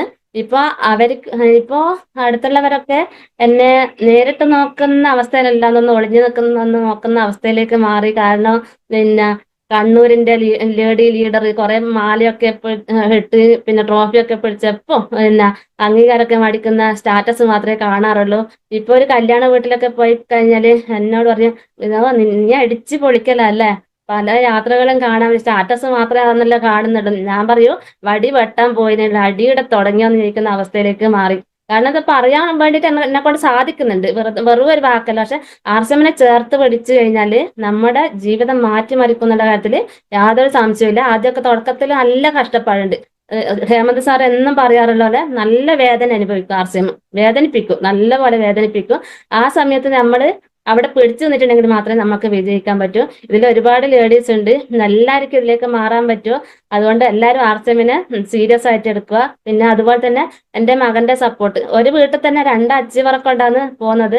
എന്നിട്ട് മകൻ ആകാശ് പിന്നെ ആകാശിനെ കുറിച്ച് ആദ്യമൊക്കെ സെയിലിനൊക്കെ പോകുന്ന സമയത്ത് ആൾക്കാർ ഇത്രയേ കണ്ടിട്ടുള്ളൂ, ഒരു തൊഴിലുറപ്പുകാരി, അവരെ മോന് പറയുന്ന അധികം വിദ്യാഭ്യാസം ഇല്ല, അതുകൊണ്ട് അവനെ കൂട്ടിട്ട് പോകുന്നത് മാത്രമേ ചിന്തിച്ചിട്ടുള്ളൂ. ഇപ്പോ ആകാശ് ഈ പറഞ്ഞ വീട്ടിലൊക്കെ ബോഡി സ്കാനിങ്, പല അസുഖങ്ങളാട്ടാ, അവരെ വീട്ടിലൊക്കെ അസുഖങ്ങളുള്ള സമയത്ത് ബോഡി സ്കാനറൊക്കെ എടുത്തിട്ട് പിന്നെ ബോഡി സ്കാനൊക്കെ ചെയ്ത് അവരെ ആരോഗ്യത്തെ പറ്റി പറയുമ്പോൾ അവര് പറയുന്നത് ഇപ്പൊ ഒരു ഡോക്ടർ ലുക്ക് അല്ലേ ആകാശിന്, ആകാശം മൊത്തം മാറിയല്ലേ എന്ന് പറയുന്ന അവസ്ഥയിലേക്ക് മാറി. ആദ്യം അവനെ പഠിപ്പിച്ച മാഷന്മാരാ അവരെ വീട്ടിലൊക്കെ. അപ്പൊ വെച്ചാൽ അവൻ അവിടത്തേക്ക് പോയില്ലായിരുന്നു. കാരണം എന്നോട് എപ്പോ ടീച്ചറിനൊക്കെ പറയും, ആകാശത്തിനെ കുറച്ചുകൂടി ശ്രദ്ധിക്കണേ, കുറച്ച് പുറകോട്ടാന്നൊക്കെ പറയുന്ന ടീച്ചേഴ്സിനൊക്കെ ഇപ്പം ബോഡി സ്കാൻ ചെയ്തിട്ട് ആരോഗ്യം കൊടുക്കുന്ന രീതിയിലേക്ക് മാറിയിട്ടുണ്ട്. എന്തായിട്ടും ഇപ്പൊ ഗോൾഡ് അച്ചീവർ ആണെങ്കിലും ഞാൻ എന്തായിട്ടും പ്ലാൻ ഇട്ടിട്ടുണ്ട്, ഒരു മാർച്ച് ആകുമ്പോഴേക്കും അവനും ഒരു സ്റ്റാർ പ്ലാറ്റിന് അച്ചീവർ ആയിട്ട് തന്നെ എന്റെ കൂടെ ഉണ്ടാകും. കാരണം എന്റെ ജീവിതമാണ് ശരിക്കും ആർസിഎം. പല ആൾക്കാരും കളിയാക്കിയവരും കുറ്റപ്പെടുത്തിയവരൊക്കെ ഉണ്ടെങ്കിലും എനിക്ക് ഞാൻ മറ്റൊന്നും തിരിഞ്ഞു നോക്കിയില്ല. ആർസിഎം പ്ലാന് പഠിച്ച പോലും ആർസിഎം പറഞ്ഞു കൊടുക്കാനാകുന്നുള്ള രീതിയിലും എനിക്ക് ആർസിഎമ്മിൽ വിജയിക്കാൻ പറ്റും. കൂടെയുള്ളവരെ വിജയിപ്പിച്ചു കഴിഞ്ഞാൽ എന്റെ വിജയം തന്നെയാണ്. മറ്റൊന്നിലും നമുക്ക് ഇതുപോലെ വിജയിക്കാൻ പറ്റൂല അല്ലെ. അപ്പൊ ഞാൻ ഇപ്പൊ ചിന്തിക്കുന്നത് വെച്ചാൽ, ഞാൻ ടൈലറിങ്ങിനൊക്കെ പോകുന്ന സമയത്ത് ഒരു ലീവ് ചോദിക്കണമെങ്കിൽ വളരെ ബുദ്ധിമുട്ടാണ്. മകനപ്പം പ്രശ്നങ്ങൾ ഉണ്ടാവും. അപ്പോന്ന് വെച്ചാൽ കുറെ ദിവസം ആശുപത്രിയിലായിരിക്കും, കമ്പനിയിൽ നിന്ന് ഒഴിവാക്കേണ്ട അവസ്ഥ. അന്നൊക്കെ 4000 രൂപക്കാണ് രാവിലെ മുതൽ വൈകുന്നേരം വരെയും പിന്നെ ജോലിക്ക് പോയിട്ടുള്ളത്. പക്ഷേ ഇന്നും ഒരു ലീവും ചോദിക്കണ്ട. എന്റെ ഇടയമ്മന്റെ ഈ 4 ലക്ഷം വോളിയം പറഞ്ഞവരൊക്കെ ഇന്നും പോകുന്നുണ്ട്, പല ജോലിക്കും പോകുന്നുണ്ട്. രാവിലെ മുതൽ വൈകുന്നേരം 7 മണി വരെയും ജോലിക്ക് പോകണം. അത് ഞാൻ ചോദിക്കും, ഓണത്തിന് ലീവില്ലേ നിൽക്കുമ്പോൾ ഇല്ല, ഓണത്തിന് രാവിലെ പുലർച്ചെ 4 മണിക്ക് പോയിട്ട് ഒരു 10 മണിയാകുമ്പോൾ വീട്ടിലേക്ക് വരേണ്ട അവസ്ഥ. അപ്പൊ നമ്മളെന്താ ചെയ്യുന്നതെന്ന് വെച്ചാല് ഓണം വിഷു ഒക്കെ വരുന്ന സമയത്ത് ചെറിയ ചെറിയ ടൂറൊക്കെ പ്ലാൻ ചെയ്യല, അടിച്ചു പൊളിച്ച് യാത്ര ചെയ്യണം. ജീവിതം ഒന്നേ ഉള്ളൂ, അടിച്ചു പൊളിക്കാൻ പറ്റുന്ന അവസരം ആർസമല്ലാതെ മറ്റൊരു പ്രസ്ഥാനത്തിനും കഴിയില്ല എന്ന കാര്യത്തിൽ യാതൊരു സംശയവും ഇല്ല. അതുകൊണ്ട് പിന്നെ എന്ന് വെച്ചാൽ നമ്മൾ ചെയ്യുന്ന കാര്യങ്ങൾ ഇപ്പൊ ഞാൻ ഡയമണ്ട് ക്ലബ്ബ് ചെയ്യുന്നത് കൊണ്ട് മാത്രം എനിക്ക് എന്റെ ടീമിലേക്ക് പറയാൻ പറ്റും. ഞാൻ ആർസെം അന്ന് മനസ്സിലാക്കി അന്ന് മുതൽ ഞാൻ ഡയമണ്ട് ക്ലബ്ബ് ചെയ്യാറുണ്ട്, അത് എന്റെ ടീമിന് പകർത്താറുണ്ട്. പിന്നെ മാത്രമല്ല ഗാമോറേസനുണ്ട് ഓഫർ പറഞ്ഞ പോലെ എനിക്കറിയാം തവളനെ കൊണ്ട് പല ആൾക്കാരും തർക്കിക്കുന്നുണ്ടല്ലേ. അപ്പൊ അവിടെ പോയിട്ട് ഒന്ന് പിന്നെ എന്താ ഫോട്ടോ ഒക്കെ എടുത്ത് സ്റ്റാറ്റസ് ഒക്കെ ഇട്ട് തവളെണ്ണ ഫാക്ടറിയിലൊക്കെ പോകുന്നല്ലൊക്കെ പറഞ്ഞത് ഗാമ, അത് കാണാൻ വേണ്ടിയിട്ട് പിന്നെ ചെയ്തു. അപ്പൊ ഞാൻ ചെയ്തത് കൊണ്ട് തന്നെ എന്റെ ടീം പറഞ്ഞു നമ്മൾ 6 പേര് പഞ്ചാബില് ദുരിയിലേക്ക് പോകാൻ വേണ്ടിയിട്ട് ഒരുങ്ങിക്കഴിഞ്ഞു. കാരണം ചെയ്യുന്ന കാര്യമേ പറയാവൂ. അപ്പൊ ഞാൻ ചെയ്തിട്ടുകൊണ്ട് മാത്രമേ എനിക്ക് പറയാൻ പറ്റുള്ളൂ. അതുകൊണ്ട് ടീമിന് നല്ലൊരു ആവേശമുണ്ട്. ഒന്നാമത് വെച്ചാൽ അവർ പറയുന്നത് എനിക്ക് ഈ കണ്ണൂര് ഭാഷ മാത്രമേ അറിയൂ, ഹിന്ദിയോ ഇംഗ്ലീഷോ ഒരു കാര്യം എനിക്ക് അറിയില്ല. അതുകൊണ്ട് എന്താന്ന് വെച്ചാൽ കൂട്ടിന് നല്ല വിദ്യാഭ്യാസം ഉള്ളവരും ഒക്കെ ഉണ്ട്. പക്ഷെങ്കിൽ എനിക്ക് വിദ്യാഭ്യാസം ഇല്ലാന്ന് വെച്ചിട്ട് അവർ എന്നെ ആ രീതിയിൽ മാറ്റി നിർത്തലോ ഒന്നുമില്ല. എല്ലാ കാര്യങ്ങളും എന്നോട് പറഞ്ഞുകൊണ്ട് തന്നെയാണ് കൂടെ കൂട്ടുന്നത്. പിന്നെ നമുക്ക് ഇതിൽ ഈഗോ ഇല്ലെങ്കിൽ എന്തായിട്ടും വിജയിക്കാൻ പറ്റും. ഞാൻ എപ്പോ തുറന്ന് പറയാറുണ്ടല്ലോ എനിക്ക് വിദ്യാഭ്യാസം കുറവാന്ന്, എനക്ക് അതറിയില്ല ഇതറിയില്ല എന്നൊക്കെ. ഇപ്പൊ എന്നെ പറ്റി എനക്ക് ഒരു മെയിൽ അയക്കാനോ കാര്യങ്ങളോ ഒന്നും അറിയില്ല. ടീമിലുള്ളവരാണ് മെയിലൊക്കെ അയക്കുന്നത്. അപ്പൊ അവർക്കൊരു മോട്ടിവേഷൻ തന്നെയാണ്. ഇതൊന്നും അറിയാതെ ഇവർക്ക് പേളാകാൻ പറ്റിയിട്ടുണ്ട്, അവർക്ക് എന്തായിട്ടും പേളാകാൻ പറ്റും. അത് അവർക്ക് സംബന്ധിച്ചിടത്തോളം ഒരു മോട്ടിവേഷൻ തന്നെയാണല്ലോ. അപ്പൊ പിന്നെ ചില ആൾക്കാരുടെ അടുത്തൊക്കെ ഞാൻ പോകുന്ന സമയത്ത് സത്യം പറഞ്ഞാൽ ആദ്യമൊക്കെ ഈ ആർസിഎമ്മിൽ ആദ്യമൊക്കെ വന്ന സമയത്ത് ഈ മേഡം എന്നുള്ള വിളിയാണ് എനിക്ക് ഏറ്റവും പിന്നെ അടുത്തേക്ക് ഓടിക്കളയാൻ തോന്നും. കാരണം വെച്ചാൽ ഒരു സാധാരണ സ്ത്രീ ഒരു തൊഴിലുറപ്പിനൊക്കെ പറ്റി ഒരു ദിവസം മീറ്റിംഗ് വരുന്നുണ്ട്, ആ മേഡം എന്ന് പറയുമ്പോൾ അയ്യോ വല്ലാതൊരു അവസ്ഥയിലായിരുന്നു. ഞാൻ പറയാം അങ്ങനെ വിളിക്കലായിരുന്നല്ല നിങ്ങൾ ചീത്ത വിളിക്കുന്നതെന്ന് പറയും. കാരണം ആ രീതിയിലേക്കുള്ള ഞാൻ ഇന്ന് മേഡം എന്നുള്ള വിളി ഞാൻ അഭിമാനത്തോടെ കേൾക്കുന്നുണ്ട്. കാരണം എന്ന് വെച്ചാല് പിന്നെ എന്തായാലും ഒരു 50,000-ത്തിന് മുകളിലൊക്കെ വരുമാനം മേടിക്കുന്നുണ്ടെങ്കിൽ ആ വിളിക്ക് ഞാൻ അർഹയാന്ന് തന്നെ എനിക്ക് തോന്നുന്നുണ്ട്. അപ്പൊ എന്താ പറയാ, എല്ലാവരോടും എനിക്ക് പറയാനുള്ളത് ഫാമിലിയിൽ നിന്ന് സപ്പോർട്ട് കിട്ടിയിട്ട് ആർസിഎം ചെയ്യാന്ന് വെച്ചാൽ നടക്കില്ല. ഫാമിലിയിൽ നിന്ന് സപ്പോർട്ട് കിട്ടാണ്ട് ആർസിഎം ചെയ്യുന്നതാണെങ്കിൽ കുറച്ചും കൂടി വേഗത്തിൽ വിജയിക്കാൻ പറ്റും. കാരണം നമുക്ക് കുറച്ചൊരു വിശ്വാസം വേണം. കാരണം പിന്നെ ടീമിനെ നല്ലവരെ ചേർത്ത് നിർത്തുക, അവർക്ക് വേണ്ട അവരിൽ ആരാന്ന നമ്മൾ പല വിനോദ സാർ ഇപ്പം പറയും എഞ്ചിനില്ലാതെ വണ്ടി തള്ളിയനെ കൊണ്ട് കാര്യമില്ലാന്ന്. ശരിയാണ്, നമ്മൾ കുറെ എഞ്ചിനില്ലാതെ വണ്ടിയൊക്കെ തള്ളി നീക്കിയിട്ടുണ്ട്. പക്ഷെങ്കിൽ അത് ചാട്ടാകൂടെന്ന് കണ്ടപ്പോ അതൊക്കെ ഒഴിവാക്കി അവര് ഇന്നും 5 ലക്ഷം ഒക്കെ ഓടിയത്തിൽ നിൽക്കുന്നുണ്ട്. അവരെന്നെ മനസ്സിലാക്കിയിട്ടില്ലെങ്കിൽ എനിക്ക് തോന്നുന്നു അവരെ തലമുറക്ക് യോഗമില്ലാതെ കൊണ്ടാകും അവര് ഇന്ന് ആർസിഎം മനസ്സിലാക്കാതെന്ന് എനിക്ക് തോന്നുന്നുള്ളൂ. കാരണം നാളെ അവരെ അനുഭവിക്കും. കാരണം ഇന്ന് ആർസിഎം മനസ്സിലാക്കാത്തവരെ മുന്നിൽ നാളെ അവരെ മക്കളെ ചോദ്യം ചെയ്യുന്ന അവസ്ഥയിലേക്ക് വരും. കാരണം എന്തുകൊണ്ടാന്ന് വെച്ചാല് മറ്റെന്ത് ജോലിയിലും വിജയിക്കുമ്പോൾ അതിനുള്ള ക്വാളിഫിക്കേഷൻ വേണമല്ലേ. അപ്പൊ ഇവിടെ കാണിച്ചു കൊടുക്കാൻ നല്ല ക്വാളിഫിക്കേഷനൊക്കെ ഉള്ള ആൾക്കാർ ഐഡിയ എടുത്ത് കട്ടായി നിൽക്കുന്ന സമയത്ത് എന്നെപ്പോലെ സാധാരണ സ്ത്രീകൾക്ക് വിജയിച്ചിട്ട് പിന്നെ മൊത്തം മാറിയത് കാണുന്ന സമയത്ത് നിങ്ങളിത് കണ്ടിട്ടില്ല, നിങ്ങളോട് ഇത് പറഞ്ഞിട്ടില്ല എന്നുള്ള പറഞ്ഞ അവസ്ഥയിലേക്ക് എന്തായാലും ഇത് മാറിക്കൊണ്ടിരിക്കും. അതിനു വേണ്ടി തന്നെ നമ്മൾ വളർച്ചയിലേക്കും. കാരണം പിന്നെ ഇപ്പൊ ചിന്തിക്കണത് പല സൂം മീറ്റിങ്ങുകള്, പല ഹാൾ മീറ്റിങ്ങുകൾ ഇതൊക്കെ ചെയ്യാൻ വേണ്ടിയിട്ട് ലീഡേഴ്സ് നല്ല രീതിയിൽ പ്രയത്നിക്കുന്നുണ്ട്. അവിടെയൊക്കെ നമ്മളെ ആൾക്കാർ എത്തിക്കേ വേണ്ടു, അതിന് കയറാനും പോലും സമയമില്ല. പിന്നെ നമ്മൾ ചിന്തിക്കേണ്ട കാര്യം വെച്ചാൽ നമ്മളെ മൂർത്തി സാറ് മകനല്ല ഹരി സാറ് പിന്നെ എന്താ പറയുക ഒരു ഡോക്ടറായി വന്ന ആളാണ് ആർസിഎമ്മിനെ തെരഞ്ഞെടുക്കുന്നത്. എന്നിട്ടാണ് നമ്മൾ ഒരു ജോലിക്കും പോകാതെ മക്കള് പിന്നെ ചില സമയം ഒരു വർക്ക് ഷോപ്പിലാക്കിട്ടും പോകുന്നുണ്ടാവും, അത് വിട്ട് വരാൻ പറ്റില്ല എന്ന് പറയുന്ന അവസ്ഥയിലേക്ക് മാറുന്നത്. അപ്പം അനക്കെന്തായിട്ടും അഭിമാനത്തോടെ പറയാൻ പറ്റും, ആകാശ് ആർസിഎം തെരഞ്ഞെടുത്തിട്ടുണ്ടെങ്കിൽ നമ്മളെ മൂർത്തി സാറെ മകൻ വരെ ആർസിഎം ചെയ്യുന്നുണ്ടെങ്കിൽ എനിക്കെന്ത് പേടിക്കല്ലേ. അപ്പൊ ഇത് കണ്ടിട്ടെങ്കിൽ ഇനി മറ്റുള്ളവര് വരട്ടെ എന്ന് മാത്രമേ ഞാൻ പ്രതീക്ഷിക്കുന്നുള്ളൂ. പിന്നെ പല ആൾക്കാർക്ക് ആരോഗ്യം കിട്ടിയപ്പോൾ ഉണ്ടാകുന്ന ആ സ്നേഹം അത് പറഞ്ഞറിയിക്കാൻ പറ്റൂല. കാരണം എന്താ പറയാ കിടപ്പിലായ ആൾക്കാർ പോലും മാറ്റം വന്നപ്പോ ചേർത്ത് പിടിക്കുന്ന ആ ഒരു രംഗം കാരണം പല ഹോസ്പിറ്റലിലും പോയിട്ട് കരഞ്ഞിറങ്ങിയ നമ്മള് ഇന്ന് അവർക്ക് ആരോഗ്യം കൊടുക്കുന്ന അവരെ മരുന്ന് മൊത്തം മാറ്റിയെടുക്കുന്നുണ്ടെങ്കിൽ അത് ആർസിഎമ്മിലെ കൂടി ഒന്ന് ആ ഒരു സന്തോഷം ഒന്നും പറഞ്ഞറിയിക്കാൻ പറ്റില്ല. അതൊക്കെ അനുഭവിച്ച് തന്നെ അറിയണം. പല കാര്യങ്ങളും നമ്മൾ ആർസിഎമ്മിലെ കൂടി അനുഭവിച്ച് തന്നെ അറിയണം. പിന്നെ ആകാശിന്റെ സപ്പോർട്ട് അത് പറഞ്ഞറിയിക്കാൻ പറ്റൂല. കാരണം എന്ന് വെച്ചാല് പിന്നെ അവനൊരു ബൈക്ക് വാങ്ങിയിട്ടുണ്ട്. അത് യൂട്യൂബിലൊക്കെ ഉണ്ട്. അല്ല ഇന്റിമേറ്റ് വാഷൊക്കെ വിറ്റിട്ട് അതിനൊരു ബൈക്കിൽ, കാരണം അതിൽ കയറി പോകുന്ന സമയത്ത് കുതിരപ്പുറത്തെങ്ങാറ്റം കയറി പോകുന്ന പോലെ ഞാനും അവനും കൂടി പോവുക. പക്ഷെങ്കിൽ അതിലിരിക്കുന്ന സമയത്തും ഒരു അഭിമാനം, കാരണം ആർസെമിന്റെ വണ്ടിയാണല്ലോ. എല്ലാ ആർസിഎം ഇപ്പം മൂർത്തി സാറ് അഖില മേഡം പറയുന്നത് പോലെ കാണുന്ന ലോകം ആർസിഎം, കേൾക്കുന്ന ലോകം ആർസിഎം, പറയുന്ന ലോകം ആർസിഎം മൊത്തം ആയിക്കഴിഞ്ഞ് ഇനി എന്നാ ഇനി എന്താ പറയാ ജീവിതമേ ആർസിഎമായി. ഇപ്പോ എന്നിട്ടും തിരിച്ചറിയുന്ന ആൾക്കാരുണ്ടല്ലോ എന്ന് വെച്ചിട്ടാണ് എനിക്ക് സങ്കടം തോന്നുന്നത്. കാരണം ഇന്നും ആർസിഎം കാണുമ്പോൾ ഓടിക്കളയുന്ന ഇപ്പൊ അവർക്ക് വേണ്ടി പ്രാർത്ഥിക്കല്ല, ഒന്ന് തിരിച്ചറിയണേന്ന് ചിന്തിച്ചിട്ട്. കാരണം ഈ പൈസ വരുന്നത് വരെ കാണിച്ചിട്ടും അതൊക്കെ തട്ടിപ്പല്ലേ. എന്നാ ഒരു 10ാം ക്ലാസ് പഠിച്ച ഒരാൾക്ക് 50,000 കൊടുക്കുന്നുണ്ടെങ്കിൽ നിങ്ങളെ കമ്പനീന്റെ MD എന്താ പൊട്ടനാണെന്ന് ചോദിച്ച ആൾക്കാരുണ്ട്. ചിന്തിച്ചു നോക്കിയാ എങ്ങനെ അവർക്ക് പറയാൻ പറ്റുന്നെന്ന്. പക്ഷെ യോഗമില്ലാത്തവർ പലതും പറയട്ടെ ഞാൻ ചിന്തിച്ചു. കാരണം നമ്മളെ പോലെയുള്ള ആൾക്കാരെങ്കിലും എനിക്കെല്ലാം തിരിച്ചറിയാൻ പറ്റില്ല. അതിൽ ദൈവത്തോട് നന്ദി പറഞ്ഞേക്കുന്നു. പിന്നെ ഇതന്നെ എന്റെ വിജയത്തിന്റെ രഹസ്യം എന്ന് പറഞ്ഞാല് എല്ലാ ദിവസവും എന്ന് വെച്ചാല് അധിക സമയങ്ങളിലും രാത്രി 11-11:30 ആകും വീട്ടിലേക്ക് എത്തായ. വന്നിട്ട് ആർസെമിന്റെ നൂഡിൽസ് ഉണ്ടല്ലോ അല്ലെ, നൂഡിൽസും പിന്നെ ഡ്രിങ്കൊക്കെ നമ്മൾ ഒരുപാട് സഹായിക്കുന്നുണ്ട് ആർസെമിന് വേണ്ടിയിട്ട്. വെറുതെ ഒന്നെല്ലാം തോന്നുന്നു, നമ്മളെ നൂഡിൽസ് ഒക്കെ കണ്ടുപിടിച്ചിട്ട് പെട്ടെന്ന് ഫുഡായി കിട്ടും. അതും കഴിച്ച് സന്തോഷത്തോടെ കിടന്നുറങ്ങാൻ വേണ്ടിയിട്ട് പറ്റും. പിന്നെ ചില വീടുകളിൽ ഞാൻ പോയപ്പോ കാണുന്നത് പല സ്ത്രീകളും ഉറക്കം കിട്ടാത്ത അവസ്ഥ. എന്തുകൊണ്ടാണെന്നറിയാം? പിന്നെ സാമ്പത്തിക ബുദ്ധിമുട്ട്. എന്നിട്ട് ആ വീട്ടിൽ ഉറക്കം കിട്ടാതെ വെറുതെ നടന്നതിനെ കൊണ്ടുപോയിട്ട് കാര്യമില്ല. ഉറക്കം കിട്ടാതെ അതിന് കൂളോയിൽ തേച്ചതിനെ കൊണ്ടും കാര്യമില്ല. കാരണം എന്തെങ്കിലും ഒരു ജോലി നേടുക. കാരണം ഹസ്ബൻഡിനെ ബുദ്ധിമുട്ടിപ്പിക്കുന്നതിന് പിന്നെ വിഷമമുള്ള ആൾക്കാർക്ക് ആർസിഎം മാത്രമേ മുന്നോട്ടേക്ക് ഉള്ളൂ. അതുകൊണ്ട് ആർസിഎമ്മിനെ തിരിച്ചറിഞ്ഞു കഴിഞ്ഞാല് അവർക്ക് ഒരു കൂട്ടായിട്ട് മാറാൻ പറ്റും. ഇന്ന് കുറ്റപ്പെടുത്തവരൊക്കെ നാളെ നമ്മുടെ മുന്നിലേക്ക് ആർസിഎം ചോദിച്ചു വരുന്ന അവസ്ഥയിലേക്ക് മാറും എന്നുള്ള കാര്യത്തിൽ യാതൊരു സംശയവുമില്ല. ഞാൻ പറഞ്ഞു ഇന്ന് മരിച്ച വീടായിരുന്നു അമ്മ ഇതൊക്കെ പറയുന്ന കേട്ട്. ഇന്നലെ മൂന്നാമത്തെ ദിവസമാണ് ഞാനും ആകാശം കൂടി ബോഡി സ്കാൻ എടുത്തിട്ട് പോയിട്ട് ഇന്നലെ രാത്രി അവിടെ നിന്ന് 10 ആടെയാണ് ബോഡി സ്കാൻ ചെയ്തിട്ടുള്ളത്. അവർക്കൊക്കെ എല്ലാ സാധനങ്ങളും വേണം, എല്ലാം എഴുതി കൊടുത്തിട്ടുണ്ട്. ഇളയമ്മന്റെ മക്കളും ഇളയമ്മ അടക്കം രോഗികളാണ്. അപ്പം എന്തായിട്ട് എനിക്ക് ഗാമ്യമൊക്കെ ചെയ്യാൻ വേണ്ടിയിട്ട് ഞാൻ കുറച്ച് എടുത്തു വെച്ചിട്ടുണ്ട്. ഇതൊക്കെ അവർക്കൊക്കെ കൊടുത്ത് അവർക്ക് ആരോഗ്യം കിട്ടണം. അന്നൊക്കെ പഞ്ചാബില് പോയിട്ട് കമ്പനി കാണുകയും വേണം.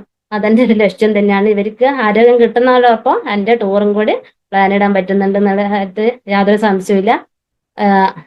വേറെ എന്താ പറയാ, പിന്നെ ഇവിടെ നമുക്കല്ല കൊച്ചു സിയാല് വെച്ച് കിട്ടിയ ആ ഒരു അംഗീകാരം. ഇത്ര 10,000-കണക്കിന് ആൾക്കാർ നിൽക്കുന്ന ആ സ്റ്റേജിൽ ഒരു ട്രോഫി വാങ്ങിക്കോന്നൊക്കെ പറയുന്ന സമയത്തില്ലേ, ആ സ്റ്റേജിലൊക്കെ കയറുമ്പോൾ കണ്ണ് നിറയാതെ രക്ഷയില്ല. തനിയെ സന്തോഷം കൊണ്ട് കണ്ണ് നിറയുന്നത്. അതൊക്കെ സങ്കടം കൊണ്ട് കരഞ്ഞ ഞാനിപ്പോ എല്ലാ ദിവസവും സന്തോഷം കൊണ്ട് തന്നെയാണ് കരയാറ്. അത് ദൈവം ഒരു അനുഗ്രഹം തന്നു മാത്രമേ ഉള്ളൂ. പിന്നെ അപ്പൊ അധികം ഞാൻ നീട്ടുന്നില്ല. എന്റെ മകന് അഖില മേഡം പറഞ്ഞിട്ടുണ്ട് ഒരു 10 മിനിറ്റ് ആകാശിനെ കൊണ്ട് സംസാരിപ്പിക്കാന്ന്. അപ്പൊ ഞാന് 10 മിനിറ്റ് ആകാശിന് ഫോണ് കൈമാറുന്നു. ഒക്കെ ചെയ്യാറ്. ഓക്കെ, എന്നെ ഒന്ന് പരിചയപ്പെടുത്താം. എന്റെ പേര് ആകാശ് എന്നാണ്. മധുരാണ് ഇപ്പൊ സംസാരിച്ചത്. ബേസിക്കലി ഇപ്പം ഓട്ടോമൊബൈൽ എഞ്ചിനീയറിംഗ് സ്റ്റുഡന്റ് ആയിരുന്നു. ആ സമയത്ത് കാർസ്യം മനസ്സിലാക്കി. എനിക്കറിയാം ഓട്ടോമൊബൈൽ എന്ത് പഠിക്കണം എന്ന് ചിന്തിച്ചിരിക്കുന്ന സമയത്തേക്ക് ഒരു കോഴ്സ് എടുത്തതേ ഉള്ളൂ. ഈ ഒരു കോഴ്സ് അന്ന് ഓട്ടോമൊബൈൽ എഞ്ചിനീയറിംഗ്. അവിടെ ഏജ് ആയതിനു ശേഷം ആർസിഎമ്മിന്റെ ഐഡി എടുത്തു. സീരിയസ് ആയിട്ട് എന്ന് വർക്ക് ചെയ്യാൻ വേണ്ടി തുടങ്ങി. മിലിറ്ററിയോടായിരുന്നു കൂടുതൽ താല്പര്യം, ഇന്ത്യൻ ആർമിയോട് കൂടുതൽ താല്പര്യം ഉണ്ടായിരുന്നു. പക്ഷെ അവിടെ പോയി കഴിഞ്ഞാൽ എന്റെ ഫ്രീഡം, എന്റെ ഇത് എനിക്ക് കിട്ടില്ല എന്ന് എനിക്ക് തോന്നി. അതുകൊണ്ട് തന്നെയാണ് ഫുൾ ടൈം ആയിട്ട് അമ്മയോടൊപ്പം ആർസിഎം ബിസിനസ്സിലേക്ക് ഇറങ്ങിയത്. അങ്ങനെ ഇറങ്ങാനുള്ള റീസൺ കാരണം ഇന്ന് പല ആൾക്കാരും എന്റെ മുന്നിലേക്ക് വന്നിട്ട് ചോദിക്കുന്ന ഒരു ചോദ്യം, മോനെ നീ ഒന്ന് എന്റെ മക്കളെ വിളിക്കണം അവനൊന്ന് ആർസിഎമ്മിലേക്ക് ഇറക്കാൻ വേണ്ടിയിട്ട് എന്നുള്ളത് പല ആൾക്കാരും വിളിക്കാറുണ്ട്. കാരണം എനിക്ക് ഒരു കാര്യം അവരോട് പറയാനുള്ളൂ. കാരണം ഞാൻ ഇന്ന് എന്താ പറയുക, ഞാൻ ഇന്നൊരു വയസ്സായതിനു ശേഷം അല്ലെങ്കിൽ മറ്റൊരു ജോലിക്ക് പോയതിന് ശേഷം ഞാൻ അമ്മ എന്നോട് ആർസിഎം പറയുന്നെങ്കിൽ, അല്ലെ അമ്മ എന്നെ ആർസിഎം മീറ്റിംഗിലേക്ക് കൊണ്ടുവന്നെങ്കിൽ ഞാൻ ഇന്ന് ആർസിഎമ്മിലേക്ക് ഉണ്ടാവില്ല. ക്ലിയർ? അതായത് അതിന് മുന്നേ ഞാൻ ആർസിഎമ്മിലേക്ക് ഐഡി എടുക്കുന്നതിന് മുന്നേ അമ്മ എപ്പോൾ ആർസിഎമ്മിന്റെ ഐഡി എടുത്തോ എന്ന് മീറ്റിംഗിലേക്ക് പോകാൻ വേണ്ടി തുടങ്ങിയോ അന്ന് മുതൽ എന്നെയും കൂട്ടിയിട്ടാണ് മീറ്റിംഗിന് പോയത്. കാരണം അന്ന് മുതൽ മീറ്റിംഗിലേക്ക് പോയതുകൊണ്ട് ജോയിൻ ചെയ്യുന്നതിന് മുന്നേ ഡയമണ്ട് ക്ലബ്ബ് മീറ്റിംഗ്, അങ്ങനെ ചെറിയ ചെറിയ ഒരു 4 ആൾ വരുന്ന പട്ടത്തിരുന്ന മീറ്റിങ്ങും കാര്യങ്ങളും, ഓപ്പൺ അറിയാനൊപ്പം മീറ്റിംഗ് ഒക്കെ കാര്യങ്ങൾ കേൾക്കുന്നുണ്ട്. പല ഇന്ത്യൻ ആർമിയിൽ നിന്നും എയർഫോഴ്സിൽ നിന്നൊക്കെ ജോലി റിസൈൻ ചെയ്തിരുന്ന ആൾക്കാർ ആർസിഎം ബിസിനസ് ചെയ്യുന്നുണ്ട് എന്നൊക്കെ മനസ്സിലാക്കിയത് കൊണ്ട് അവിടുന്ന് ഒരു തീരുമാനം എനിക്ക് എടുക്കാൻ വേണ്ടി പറ്റിയത് കൊണ്ടാണ്. അല്ലെങ്കിൽ മറ്റൊരു ജോലിക്ക് ഞാനിപ്പോൾ 5,000 രൂപ കിട്ടുന്ന അല്ലെങ്കിൽ 10,000 രൂപ കിട്ടുന്ന മറ്റൊരു ജോലിക്കാണ് ഞാൻ പോയിട്ടുള്ളതെങ്കിൽ ഞാൻ ഇതിലേക്ക് വേണ്ടി ഫോക്കസ് ചെയ്യില്ല, ഇതിലേക്ക് വേണ്ടി ചിന്തിക്കില്ല. പക്ഷെ അതിന് മുന്നേ 1 രൂപ പോലും കിട്ടാത്ത സമയത്ത് ആർസിഎം ബിസിനസ് സീരിയസ് ആയിട്ട് ചെയ്തു. ഇന്ന് സന്തോഷത്തോട് കൂടിയിട്ട് എൻജോയ് ചെയ്തിട്ട്, സത്യം പറഞ്ഞു കഴിഞ്ഞാല് പല ആൾക്കാരും ഫിനാൻഷ്യൽ ഫ്രീഡം എന്നൊക്കെ പറയുന്നുണ്ടെങ്കിൽ കൂടി ഇന്ന് അതിന്റെ ഏകദേശം അടിത്തട്ടിലേക്ക് അങ്ങോട്ടേക്ക് പോയിക്കൊണ്ട് നിൽക്കലാണെന്നൊക്കെ പറയാം കേട്ടോ. കാരണം ഈ ഒരു വയസ്സിൻ്റെ അകത്തേക്ക് അത് എത്താൻ വേണ്ടി പറ്റുന്നുണ്ട്. ഒരുപാട് സന്തോഷമുണ്ട്. പിന്നെ ഇതെന്തുകൊണ്ട് എത്താൻ വേണ്ടി പറ്റുന്ന അല്ലെങ്കിൽ എന്തുകൊണ്ട് ചെയ്യാൻ വേണ്ടി പറ്റുന്ന വെച്ചാല് ഇന്ന് പല ആൾക്കാർക്കും പറ്റുന്ന ഒരു കാര്യം എന്റെ ടീമിന് അത്ര വളർച്ചയില്ല എന്നൊക്കെ പറയുന്നതിന്റെ ഒറ്റ കാരണം അവരവര് മാത്രമെന്ന് എനിക്ക് പറയാനുള്ളൂ. കാരണം ഇന്നൊരു ആർ സി എമ്മിന്റെ ഒരു പ്രൊഡക്റ്റ് ഉപയോഗിച്ച് ഒരു പ്രശ്നം വന്നിട്ടുണ്ടെങ്കിൽ അപ്പൊ ലീഡേഴ്സിനെ വിളിക്കും. എന്തിനാ ഈ സാർ ഇന്ന പ്രൊഡക്റ്റ് ഉപയോഗിച്ചിട്ട് ഇന്ന പ്രശ്നമുണ്ട് വെച്ചാൽ ലീഡേഴ്സിന്റെ തലയിൽ ഇടാനാ പോവുക. സ്വന്തം ഉത്തരവാദിത്തം എന്ന് ഏറ്റെടുക്കാൻ വേണ്ടി തയ്യാറാവുന്നോ അന്ന് മുതലേ നിങ്ങൾ ആർ സി എമ്മിലേക്ക് സക്സസ് ആവുള്ളൂ. കാരണം ഇത് എന്റെ കമ്പനിയാണ്. കമ്പനി എന്താ പറയുക എം ഡി എന്നെ പറയുന്നുണ്ട് മേ മാലിക്കും എന്നുള്ള അവനവരെ തന്നെയാണ് ഈ കമ്പനീന്റെ മുതലാളി എന്ന് പറയുന്നുണ്ടെങ്കിൽ ഞാൻ തന്നെയാണ് ഇതിന്റെ മുതലാളി. എന്റെ കമ്പനിക്ക് നാളെ ഒരു പ്രശ്നം വന്നിട്ടുണ്ടെങ്കിൽ അത് എന്നെ ബാധിക്കുന്നതാണ്. അപ്പൊ എന്തുവേണം ഈ കമ്പനി എത്രത്തോളം വളർന്നു കാണാൻ ആഗ്രഹിക്കുന്നോ അത്രത്തോളം എനിക്കും അതിന്റെ ഒരു ക്യൂരിയോസിറ്റി കൂടില്ല ഓരോ നിമിഷം. കാരണം സത്യം പറഞ്ഞു കഴിഞ്ഞാല് സ്വന്തം കമ്പനീനെക്കാട്ടും കൂടുതലൊരു ആകാംക്ഷയുണ്ട് ഈ ബിസിനസ് ചെയ്യുന്ന സമയത്തേക്കും ഈ ബിസിനസ്സിനല്ലേ ഓരോ അച്ചീവ്മെന്റ് കിട്ടുന്ന സമയത്തും ഈ ബിസിനസ്സിന് ഓരോ സർട്ടിഫിക്കറ്റും കാര്യങ്ങളും വേൾഡിലൊക്കെ പോകുന്നു അറിയുന്ന സമയത്തേക്ക് അത്രത്തോളം സന്തോഷിക്കുന്നത് ഞാൻ തന്നെയാണ്. ഇപ്പൊ മദറിന്റെ വാക്ക് കേട്ടിട്ടുണ്ടാവും. പല ആൾക്കാരും പറയാറുണ്ട് എനിക്ക് സംസാരിക്കാൻ അറിയില്ല. എന്നെ അറിയുന്ന ആൾക്കാർക്ക് അറിയാം ഞാൻ ഒരാളോട് ഞാൻ സംസാരിക്കാത്ത ഒരു വ്യക്തിയാണ് ഞാൻ.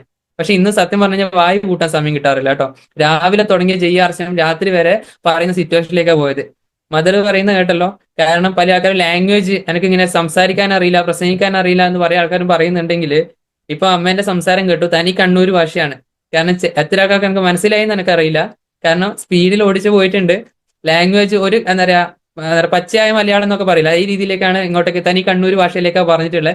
ഇങ്ങനെ പറഞ്ഞു കഴിഞ്ഞാലും ആർ സി എം ബിസിനസ്സിനകത്ത് സക്സസ് ആകാൻ വേണ്ടി പറ്റും. ഇനി നിങ്ങൾക്ക് വണ്ടി വരട്ടെ എന്ന് വിചാരിച്ചിട്ടുണ്ടെങ്കിൽ ആർ സി എം ബിസിനസ് ചെയ്യാന്ന് വെച്ചാൽ നിങ്ങൾ ചെയ്യില്ല കേട്ടോ. കാരണം ഉള്ള സാഹചര്യങ്ങൾ നമ്മളെ പല പല കാര്യങ്ങളും കോംപ്രമൈസ് ചെയ്തിട്ട് എത്രത്തോളം പോകാൻ വേണ്ടി പറ്റുമോ അന്ന് മുതൽ നിങ്ങൾക്ക് സക്സസ് ആകാൻ വേണ്ടി പറ്റും. കാരണം ആർ സി എം ബിസിനസ്സിലേക്ക് വരുന്ന സമയത്തേക്ക് സീറോ എന്ന് വന്നതാ. എനിക്കറിയാൻ വേണ്ടി പറ്റും സീറോ എന്ന് വന്നതാ. കാരണം ഇവിടെ എത്രത്തോളം കടങ്ങളുണ്ടോ അത്ര കടങ്ങൾ മാത്രമേ ഇവിടെ കിട്ടാറുള്ളൂ. സ്വന്തമായിട്ട് ഒരു വണ്ടിയില്ല. എന്താ പറയാ ഫ്രണ്ട്സിൽ സത്യം പറഞ്ഞാൽ എനിക്ക് ഇന്ന് നാട്ടിലൊരു ഫ്രണ്ട്സ് ഒന്നും ഇല്ല കേട്ടോ. കാരണം സംസാരിക്കാൻ അറിയാത്തതുകൊണ്ട് നാട്ടില് ഫ്രണ്ട്സ് ഇല്ല. പക്ഷെ ഇന്ന് പല ഏജിന്റെ അകത്തുള്ള ഫ്രണ്ട്സ് എനിക്ക് ഇന്ന് ഏത് ജില്ലയിൽ പോയിട്ടുണ്ടെങ്കിലും എനിക്ക് എന്താ പറയുക എന്നെ വിളിച്ചുകൊണ്ടാകാൻ പറ്റുന്ന ആൾക്കാർ ഇഷ്ടം പോലെ ഉണ്ട്. അതാണ് എന്റെ അഭിമാനം. കാരണം ഇന്ന് എല്ലാ ഡിസ്ട്രിക്റ്റിലേക്കും ബേസ് ചെയ്തിട്ട് ബിസിനസ് നല്ല രീതിയിലേക്ക് പോകുന്നുണ്ട്. കഴിഞ്ഞ മാസം ഈ മാസം ഒക്കെ ആയിട്ട് തന്നെ 9 ജില്ലയോളം കവർ ചെയ്തു. പാലക്കാട്, തൃശ്ശൂർ, മലപ്പുറം ഇതൊക്കെ ആയിട്ട് അവിടെയൊക്കെ താമസിച്ചിട്ടാണ് വർക്ക് ചെയ്യുന്നത്. കാരണം പല വീടുകളിലേക്ക് ഇതൊക്കെ പോയിട്ട് വർക്ക് സീരിയസ് ആയിട്ട് പോകുന്നുണ്ട്. പിന്നെ മെയിൻ ആയിട്ട് ഒരു കാര്യം ഇന്ന് കേരള റോസസ് പ്ലാറ്റ്ഫോം ആയതുകൊണ്ട് തന്നെ ഇതിനകത്തേക്ക് ഏറ്റവും പ്രധാനപ്പെട്ട ഒരു കാര്യം മെൻസ്ട്രൽ ഹൈജീൻ നമ്മളെ കീസോൾ സെഗ്മെന്റ് വന്നതോടുകൂടിയിട്ട് സരോജ് ദേവി ഫൗണ്ടേഷൻ ഇതിനകത്തേക്ക് ഹൈജീൻ പ്രോപ്പർ ആയിട്ട് എത്ര ആൾക്കാർ പ്രൊമോട്ട് ചെയ്യുന്നുണ്ടെന്ന് അറിയില്ല. മെൻസ്ട്രൽ ഹൈജീൻ എത്ര ആൾക്കാർ കൃത്യമായിട്ട് അതിന്റെ അവയർനെസ് കൊടുക്കുന്നുണ്ടെന്നുള്ള എനിക്കറിയില്ല. പക്ഷെ ഒരു ആൺകുട്ടിയായി എനിക്കത് പ്രൊമോട്ട് ചെയ്യാൻ വേണ്ടി പറ്റുമെങ്കിൽ ഞാൻ പറയുന്നത് എല്ലാ ലേഡീസും എല്ലാ ജെൻസും കൃത്യമായിട്ട് ഹൈജീൻ പ്രോപ്പർ ആയിട്ട് എല്ലാ ആൾക്കാരിലേക്ക് എത്തിക്കണം. കാരണം ബോഡി സ്കാനിങ്ങിന്റെ ഭാഗമായിട്ട് പോകുന്ന സമയത്തേക്ക് ഇന്നൊരു 10 ആൾക്കാരെ നോക്കിയിട്ടുണ്ടെങ്കിൽ മിനിമം 5 കൂടുതൽ ആൾക്കാർക്ക് ഇന്ന് യൂട്രസ് സംബന്ധമായുള്ള പ്രശ്നങ്ങളുണ്ട്. വെജൈനൽ ഏരിയയിലേക്ക് വരുന്ന ഇൻഫെക്ഷൻ, അതുപോലെ തന്നെ ക്യാൻസർ സംബന്ധമുള്ള ഇത്ര മാത്രം ഇഷ്യൂ അറിയോ. കാരണം വെച്ചാൽ ഇത് നിങ്ങൾ ഈ സമയത്ത് വീണ്ടും വിധം ഒന്ന് പ്രയോഗിച്ചിട്ടുണ്ടെങ്കിൽ അല്ലെങ്കിൽ ആർ സി എമ്മിന്റെ കീസോൾ ഐറ്റംസ് ആയാലും അത് ന്യൂട്രീഷൻ സപ്ലിമെന്റ് ആയാലും വീണ്ടും വിധം ഒന്ന് പ്രൊമോട്ട് ചെയ്തിട്ടുണ്ടെങ്കിൽ അവർക്ക് ആരോഗ്യം കിട്ടും. നാളെ അവരിൽ നിങ്ങളൊപ്പം ആർ സി എമ്മിലേക്ക് ഉണ്ടാവും. പല ആൾക്കാരും ഇതിനകത്തേക്ക് മൊത്തത്തിൽ ഡൗൺ ആയ ആൾക്കാരുണ്ട്. പല പ്രശ്നങ്ങൾ വന്നിട്ട് ഒന്ന് മാറി ചിന്തിച്ചില്ല എന്നുണ്ടെങ്കിൽ ഈ ലോകം വലിയ ഒരു പ്രതിസന്ധിയിലേക്കാണ് പോവുക. ഞാൻ ജസ്റ്റ് ഒന്ന് കുറച്ച് കാര്യങ്ങൾ ഹൈജീൻ റിലേറ്റഡ് ആയിട്ട് കുറച്ച് കാര്യങ്ങൾ ഞാൻ പറഞ്ഞുതരാം. നേരത്തെ തന്നെ പറഞ്ഞു ഇന്റിമേറ്റ് വാഷ്. പല ആൾക്കാർക്കും എന്റെ പേരറിയില്ല. ഇന്റിമേറ്റ് വാഷ് എന്ന് പറഞ്ഞിട്ടാണ് പല ആൾക്കാരും പരിചയപ്പെടുന്നത്. അതുകൊണ്ട് ഞാൻ പറയുന്നത് കാരണം ഇന്റിമേറ്റ് വാഷ് സെയിൽ ചെയ്തിട്ടാണ് ഞാനൊരു വണ്ടി എടുത്തത്. അത് ബേസിലാണ് പല ആൾക്കാരും ഇന്റിമേറ്റ് വാഷ് എന്ന് വിളിക്കുന്നത്. കാരണം എന്റെ ഒരു ആകാശ് എന്നാണ്. കാരണം ഇതെന്തുകൊണ്ട് ഇത് പ്രൊമോട്ട് ചെയ്തു നേഹ മാഡത്തിന്റെ ഒരു ക്ലാസ്സിൽ വെച്ചിട്ടാണ് ഈ കാര്യങ്ങൾ എന്നറിയ അവയർനെസ്. ഞാൻ ആദ്യം വിചാരിച്ചു ലേഡീസിന് മാത്രമുള്ള ഒരു സെഗ്മെന്റ് ആണ് കീസോൾ എന്ന് വിചാരിച്ചു. പക്ഷെ അങ്ങനെയല്ല. ഇന്ന് എല്ലാവരും അറിഞ്ഞിരിക്കേണ്ട ഒരു കാര്യമാണ് ഈ കീസോൾ എന്ന് പറഞ്ഞ സെഗ്മെന്റിനെ പറ്റിയിട്ടും അതിൻ്റെ അകത്തേക്കുള്ള സാനിറ്ററി പാഡിനെ പറ്റിയിട്ടൊക്കെ. എനിക്ക് ആദ്യം സത്യം പറഞ്ഞാൽ ഇതിനകത്ത് വരുന്നതിന് മുന്നേ എന്താണ് സാനിറ്ററി പാഡ് സത്യം പറഞ്ഞാൽ എനിക്ക് അറിയില്ല കേട്ടോ. പീരീഡ്സ് എന്താന്നുള്ളതിനെ പറ്റിയിട്ട് കൃത്യമായിട്ട് എനിക്കറിയില്ല. പക്ഷെ ഇന്ന് ഞാൻ പോയ വീട്ടിൽ ഏതൊരു വീട്ടിലേക്കും പീരീഡ്സ് എന്താണെന്ന് അറിയാത്ത ആൾക്കാരില്ല എന്ന് എനിക്ക് പറയാൻ വേണ്ടി പറ്റും. കാരണം എല്ലാവരുടെയും കൃത്യമായിട്ട് ഒരു ഹോം മീറ്റിംഗിന്റെ അകത്തേക്ക് ഫസ്റ്റ് ഹൈജീനോട് കൂടി തന്നെയാണ് സ്റ്റാർട്ട് ചെയ്യാറ്. അത് കൃത്യമായിട്ട് പറഞ്ഞു കൊടുക്കാറുണ്ട്. പാഡിന്റെ റേറ്റ് കാര്യങ്ങൾ പറഞ്ഞു കൊടുക്കാറുണ്ട്. അപ്പോൾ എന്താ പറയാ നമ്മൾ സാനിറ്ററി പാഡ് ഇന്ന് എത്ര വീട്ടില് ഇന്ന് ആർ സി എമ്മിലേക്ക് ജോയിൻ ചെയ്ത 90% വീട്ടിലേക്കും ഇന്നും അവർ ഉപയോഗിച്ചുകൊണ്ടിരിക്കുന്ന എനിക്ക് തോന്നുന്നു സ്റ്റേ ഫ്രീ വിസ്പർ തന്നെയാണെന്ന് തോന്നുന്നു. കാരണം പല ആൾക്കാരും വില കമ്പയർ ചെയ്യും. ഇന്നും വില കൂടുതലാണെന്ന് ആർ സി എമ്മിന്റെ ഇത്. കാരണം ഒരു ഉദാഹരണം പറയാം.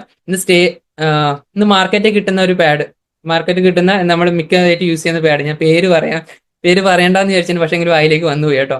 മാർക്കറ്റിൽ കിട്ടുന്ന ഇന്ന് എല്ലാവരും സുലഭമായിട്ട് യൂസ് ചെയ്യുന്ന ഒരു സാനിറ്ററി പാഡ് ഉണ്ട്. 2 തരത്തിലെ നല്ല ബ്രാൻഡായിട്ട് ഒരു പേരുണ്ട്. ഉള്ളിലത്തെ ലെയർ നമുക്കറിയാം പോളിപ്രോപ്പലിൻ ലെയർ അഥവാ പ്ലാസ്റ്റിക് ലെയർ. അത് യൂസ് ചെയ്ത് കഴിഞ്ഞാൽ ശരീരത്തിന് പ്രശ്നം ഉണ്ടാവുന്നുള്ളത് നമുക്ക് കൃത്യമായിട്ട് മനസ്സിലാക്കാം. പക്ഷെങ്കിൽ എന്തുകൊണ്ടാണ് അങ്ങനെ പ്രശ്നം ഉണ്ടാകുന്ന പല ആൾക്കാരും ചോദിക്കാറുണ്ട്. കാരണം പ്ലാസ്റ്റിക് നമ്മളെ പ്രൈവറ്റ് ഏരിയ ആയിട്ട് വെച്ച് കഴിഞ്ഞാൽ എത്രത്തോളം നല്ലതാണെന്നുള്ളത് അവരവർ ചിന്തിച്ച് നോക്കുക. ഇത് നമ്മുടെ മക്കൾക്കാണ് കൊടുക്കുന്നത്. ഇത് എപ്പം ചൂടായിരിക്കും, പ്രത്യേകിച്ച് ചൂടോട് കൂടിയിട്ട് വരുന്ന ബ്ലഡ് കൃത്യമായിട്ട് സാനിറ്ററി പാഡിലേക്ക് അയക്കാനുണ്ടെങ്കിൽ ഇത് എപ്പോൾ ആടെ ഈർപ്പം തന്നെ നിൽക്കുന്നുണ്ട്. പ്ലാസ്റ്റിക് ഒരിക്കലും ഇതിനെ അബ്സർവ് ചെയ്യില്ല, കൃത്യമായിട്ട് ആടെ ഈർപ്പം ഉണ്ടാവും. ഇതെപ്പം നിങ്ങളുടെ സ്കിന്നിലേക്ക് തട്ടിയിട്ട് ഉണ്ടാവുക. അലർജി പ്രശ്നങ്ങൾക്ക് വേറെ എവിടെയും പോകേണ്ട അവിടെ നിന്ന് തന്നെ സ്റ്റാർട്ടിംഗ് ആണ്. മാത്രമല്ല ഓവർഫ്ലോ ഉള്ള സമയങ്ങളിലേക്ക് എന്ത് ചെയ്യും, നിങ്ങൾ ഇരിക്കുന്ന സമയങ്ങളിലൊക്കെ ഒന്നാമതോ യൂട്രസ് ഓപ്പൺ ആക്കി കിടക്കുന്ന ഒരു ടൈമാണ്. ഇരിക്കുന്ന സമയത്തേക്ക് പുറത്തോട്ടേക്ക് വന്ന ബ്ലഡ് കൃത്യമായിട്ട് ഉള്ളിലോട്ടേക്ക് പോകാനുള്ള ചാൻസ് കൂടുതലാണ്. പുറത്തോട്ടേക്ക് വന്ന ബ്ലഡ് വീണ്ടും ഉള്ളിലേക്ക് പോകണമെങ്കിൽ 3 ഇരട്ടിയായിരിക്കും അതിന്റെ ഇൻഫെക്ഷൻ സാധ്യത എന്ന് പറയുന്നത്. കൃത്യമായിട്ട് അതുകൊണ്ട് വരുന്ന പ്രശ്നം എന്നറിയോ, ഉള്ളിലേക്ക് ഇന്ന് പല ആൾക്കാരും കൃത്യമായിട്ട് ബ്ലഡ് പോകാത്തത് കൊണ്ട് തന്നെ ഉള്ളിലൊരു കറ പിടിച്ച രീതിൻ്റെ അകത്തേക്ക്. ഉദാഹരണം പറയുകയാണെങ്കിൽ നിങ്ങളൊരു ചായ വെച്ച പാത്രം കൃത്യമായിട്ട് ഡെയിലി കഴുകി വൃത്തിയാക്കുന്നുണ്ടെങ്കിൽ, കൃത്യമായിട്ട് ക്ലിയർ ചെയ്യുന്നുണ്ടെന്നുണ്ടെങ്കിൽ ആ പാത്രം നല്ല ക്ലിയർ ആയിട്ട് കിട്ടും. അതേ സമയത്തേക്ക് നിങ്ങൾ നിരന്തരം അതിൻ്റെ അകത്തേക്ക് ചായ വെച്ച് അധികം കഴുകി വൃത്തിയാക്കാണ്ട് നിന്നിട്ടുണ്ടെങ്കിൽ എന്ത് ചെയ്യോ, പിന്നെ കറ പിടിച്ചു പോകും. പിന്നെ അതിനെ നല്ല രീതിയിലേക്ക് റബ്ബിംഗ് പാഡ് വെച്ചിട്ട് ഉരച്ച് കഴിയേണ്ടി വരും. ഇതേ രീതിൻ്റെ അകത്ത് യൂട്രസിൻ്റെ ഉള്ളിൽ കറ പിടിച്ചിട്ടുണ്ടെങ്കിൽ അടുത്ത ചെയ്യുന്ന ഇതാണ് DNC എന്ന് പറയും.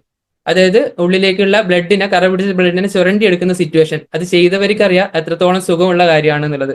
അപ്പൊ അതിലേക്ക് പോകാതിരിക്കാൻ വേണ്ടി ശ്രദ്ധിക്കുക. കാരണം നിങ്ങൾക്ക് ഏറ്റവും എന്താ പറയുക പെയിൻഫുൾ ആയുള്ള ഒരു സർജറിയാണ് ഈ സംഭവം എന്ന് പറയുന്നത്, DNC ചെയ്യുന്നത്. അപ്പൊ അതിലേക്ക് ചെയ്യാതിരിക്കാൻ വേണ്ടി ശ്രദ്ധിക്കുക. കൃത്യമായിട്ട് ഇത് അബ്സോർവ് ചെയ്യുന്നുണ്ടെങ്കിൽ അത്തരത്തിലൊരു പേട നമുക്ക് കിട്ടിയിട്ടില്ല. നമുക്ക് ഇത് ആനിയോൺ സ്ട്രിപ്പ് ഒക്കെ വരുന്ന ഇതായതുകൊണ്ട് തന്നെ കൃത്യമായിട്ട് നെഗറ്റീവ് അയൺസ് പ്രൊഡ്യൂസ് ചെയ്യാനും ഹാപ്പി ഹോർമോൺസ് റിലീസ് ചെയ്യും. ആ സമയത്ത് പെയിൻ കാര്യങ്ങൾ കുറക്കാൻ വേണ്ടിയിട്ട് ഓൾറെഡി സപ്പോർട്ടീവ് ആണ്. പിന്നെ സാനിറ്ററി പാഡിന്റെ വില എത്രയാന്നുള്ളതാണ് പല ആൾക്കാരുള്ള ചിന്താഗതി. ഇന്ന് മാർക്കറ്റിൽ കിട്ടുന്ന ഒരു പാഡിന്റെ വില 7 പാഡിന് 45 രൂപയാണ്. ഏകദേശം 14 പാഡ് വരുമ്പോഴേക്ക് 90 രൂപക്കടുത്ത് വില വരും. ഒരു 15 പാഡ് വരുമ്പോൾ 95 രൂപക്കടുത്ത് ഏകദേശം റേറ്റ് വരുന്നുണ്ട്. നമ്മളിലുള്ള 15 പാഡിന്റെ റേറ്റ് എന്ന് വെച്ച് കഴിഞ്ഞാൽ 120 രൂപ MRP റേറ്റ്. അതിനകത്ത് വിത്ത് ഫ്രാഗ്രൻസ് ചേർക്കുന്നില്ല, പെർഫ്യൂംസ്, ഡൈ ഒന്നും ചേർക്കാത്ത ഒറിജിനൽ കോട്ടൺ സാനിറ്ററി പാഡ് 120 രൂപയ്ക്ക് 15 പാഡ് കിട്ടുകയും ചെയ്യും. ഡിസ്ട്രിബ്യൂട്ടർ ID ഉള്ള ഓരോ വ്യക്തിക്ക് അസോസിയേറ്റ് ആയിട്ടുള്ള എല്ലാ ആൾക്കാർക്കും കിട്ടുന്നത് 86 രൂപക്കാണ്. അതായത് മാർക്കറ്റിൽ കിട്ടുന്ന പ്ലാസ്റ്റിക് പാഡിനെക്കാട്ടും വിലക്കുറവിൽ നമ്മളെ കോട്ടൺ പാഡ് കിട്ടും. ഇതിന്റെ ബെനിഫിറ്റ് എന്നാൽ കൃത്യമായിട്ട് അബ്സോർവ് ചെയ്യും. നിങ്ങൾക്ക് ലീക്കേജിന്റെ പ്രശ്നങ്ങളെ തടയാൻ വേണ്ടിയിട്ട് പറ്റുന്നുണ്ട്. എപ്പം കംഫർട്ട് ആയിരിക്കും. ഇട്ടതായുള്ള, അതായത് സാനിറ്ററി പാഡ് വെച്ചതായുള്ള ഒരു ഇഷ്യൂസോ അല്ലെങ്കിൽ ഇറിറ്റേഷനോ കാര്യങ്ങളോ കൃത്യമായിട്ട് ഉണ്ടാവുന്നില്ല. കൃത്യമായിട്ട് അബ്സോർവ് ചെയ്യുന്നതുകൊണ്ട് തന്നെ യൂട്രസിനുള്ള അധികം ബ്ലഡ് അധികം നിൽക്കുന്ന സിറ്റുവേഷൻ വരുന്നില്ല. ഉള്ളിലോട്ടേക്ക് പോകുന്ന ചാൻസ് വളരെ കുറക്കാൻ വേണ്ടി പറ്റും.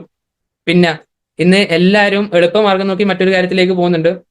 മെൻസ്ട്രൽ കപ്പ് പറയേണ്ടതില്ല, ഏറ്റവും കൂടുതൽ ആൾക്കൊക്കെ അറിയാം. നമുക്ക് വെജൈനിലേക്ക് ഇൻസേർട്ട് ചെയ്ത് വെക്കുന്ന ജസ്റ്റ് ഒരു കപ്പ് മോഡലിന്റെ സാധനം 10, 250, 300 രൂപ വരുന്ന സാധനം ഇന്ന് പല ആൾക്കാർക്കും വെച്ച് ഉള്ളിലേക്ക്, അത് ഒന്ന് ചിന്തിച്ചാൽ മതി. നിങ്ങളെ എപ്പം പൊസിഷൻ ഈ രീതിയിലേക്ക് ആയിരിക്കില്ല. നിങ്ങൾ നിൽക്കുന്ന സമയത്താണെങ്കിലും ഇരിക്കുന്ന സമയത്താണെങ്കിലും കിടക്കുന്ന സമയത്താണെങ്കിലും നിങ്ങളുടെ പൊസിഷൻ മാറും. കൃത്യമായിട്ട് അതിൻ്റെ അകത്തേക്ക് കപ്പിലേക്ക് സ്റ്റോർ ചെയ്തെന്ന് വരില്ല. ഉള്ളിലേക്കുള്ള പോകാനുള്ള ചാൻസസ് വളരെയധികം കൂടുതലാണ്. ഇന്ന് പല ആൾക്കാരും പറഞ്ഞൊരു പ്രശ്നമാണ്, ഇതെപ്പം വെച്ചെടുക്കുന്ന സമയത്തേക്ക് ഓരോ വർഷം തോറും സൈസ് മാറ്റേണ്ടി വരും. സൈസ് മാറ്റേണ്ടി വരുന്നതിന്റെ അർത്ഥം നിങ്ങളെ മസിൽസ് വീക്ക് ആകുന്നുണ്ട് എന്നുള്ളതാണ്. ഫ്യൂച്ചറിലേക്ക് ഒരു പ്രഗ്നൻസി ടൈമിലേക്ക് വരുന്ന സമയത്തേക്ക് നിങ്ങളെ യൂട്രസ് താണു പോകുന്ന പ്രശ്നങ്ങൾ, ഇങ്ങനത്തെ പല ഇഷ്യൂസും ഇന്ന് കണ്ടുവരും. മസിൽസ് വീക്ക് ആയി കഴിഞ്ഞാൽ പല പ്രശ്നങ്ങളുണ്ട്. അവിടെ സ്റ്റിച്ച് ഇടുന്ന സിറ്റുവേഷൻ ഒക്കെ വരുന്നത് ഈ ഒരു കാരണത്താലെന്നുള്ള ഓർത്തോ. നല്ലപോലെ വ്യായാമം ചെയ്യുക, നല്ലപോലെ വെള്ളം കുടിക്കാൻ വേണ്ടി നോക്കുക, പ്രോപ്പർ ഹൈജീൻ മെയിൻറ്റെയിൻ ചെയ്യാൻ വേണ്ടി നോക്കുക, പ്രൈവറ്റ് ഏരിയയിലേക്ക് ഇന്റിമേറ്റ് വാഷ് പോലുള്ള കൃത്യമായിട്ട് യൂസ് ചെയ്യാൻ വേണ്ടി നോക്കുക. അത് പ്രൊമോട്ട് ചെയ്ത് കഴിഞ്ഞാൽ വരുമാനവും കിട്ടും, മറ്റുള്ളവർക്ക് ആരോഗ്യം കിട്ടും. ഞാൻ കൂടെ സമയം എടുക്കുന്നില്ല, നമ്മളെ റോസസ് പ്ലാറ്റ്ഫോമിന്റെ സമയം ഏകദേശമായി. അപ്പോൾ നമുക്ക് മറ്റൊരു സെക്ഷനിലേക്ക് തീർച്ചയായിട്ടും തരാം. Okay, thank you so much JRC.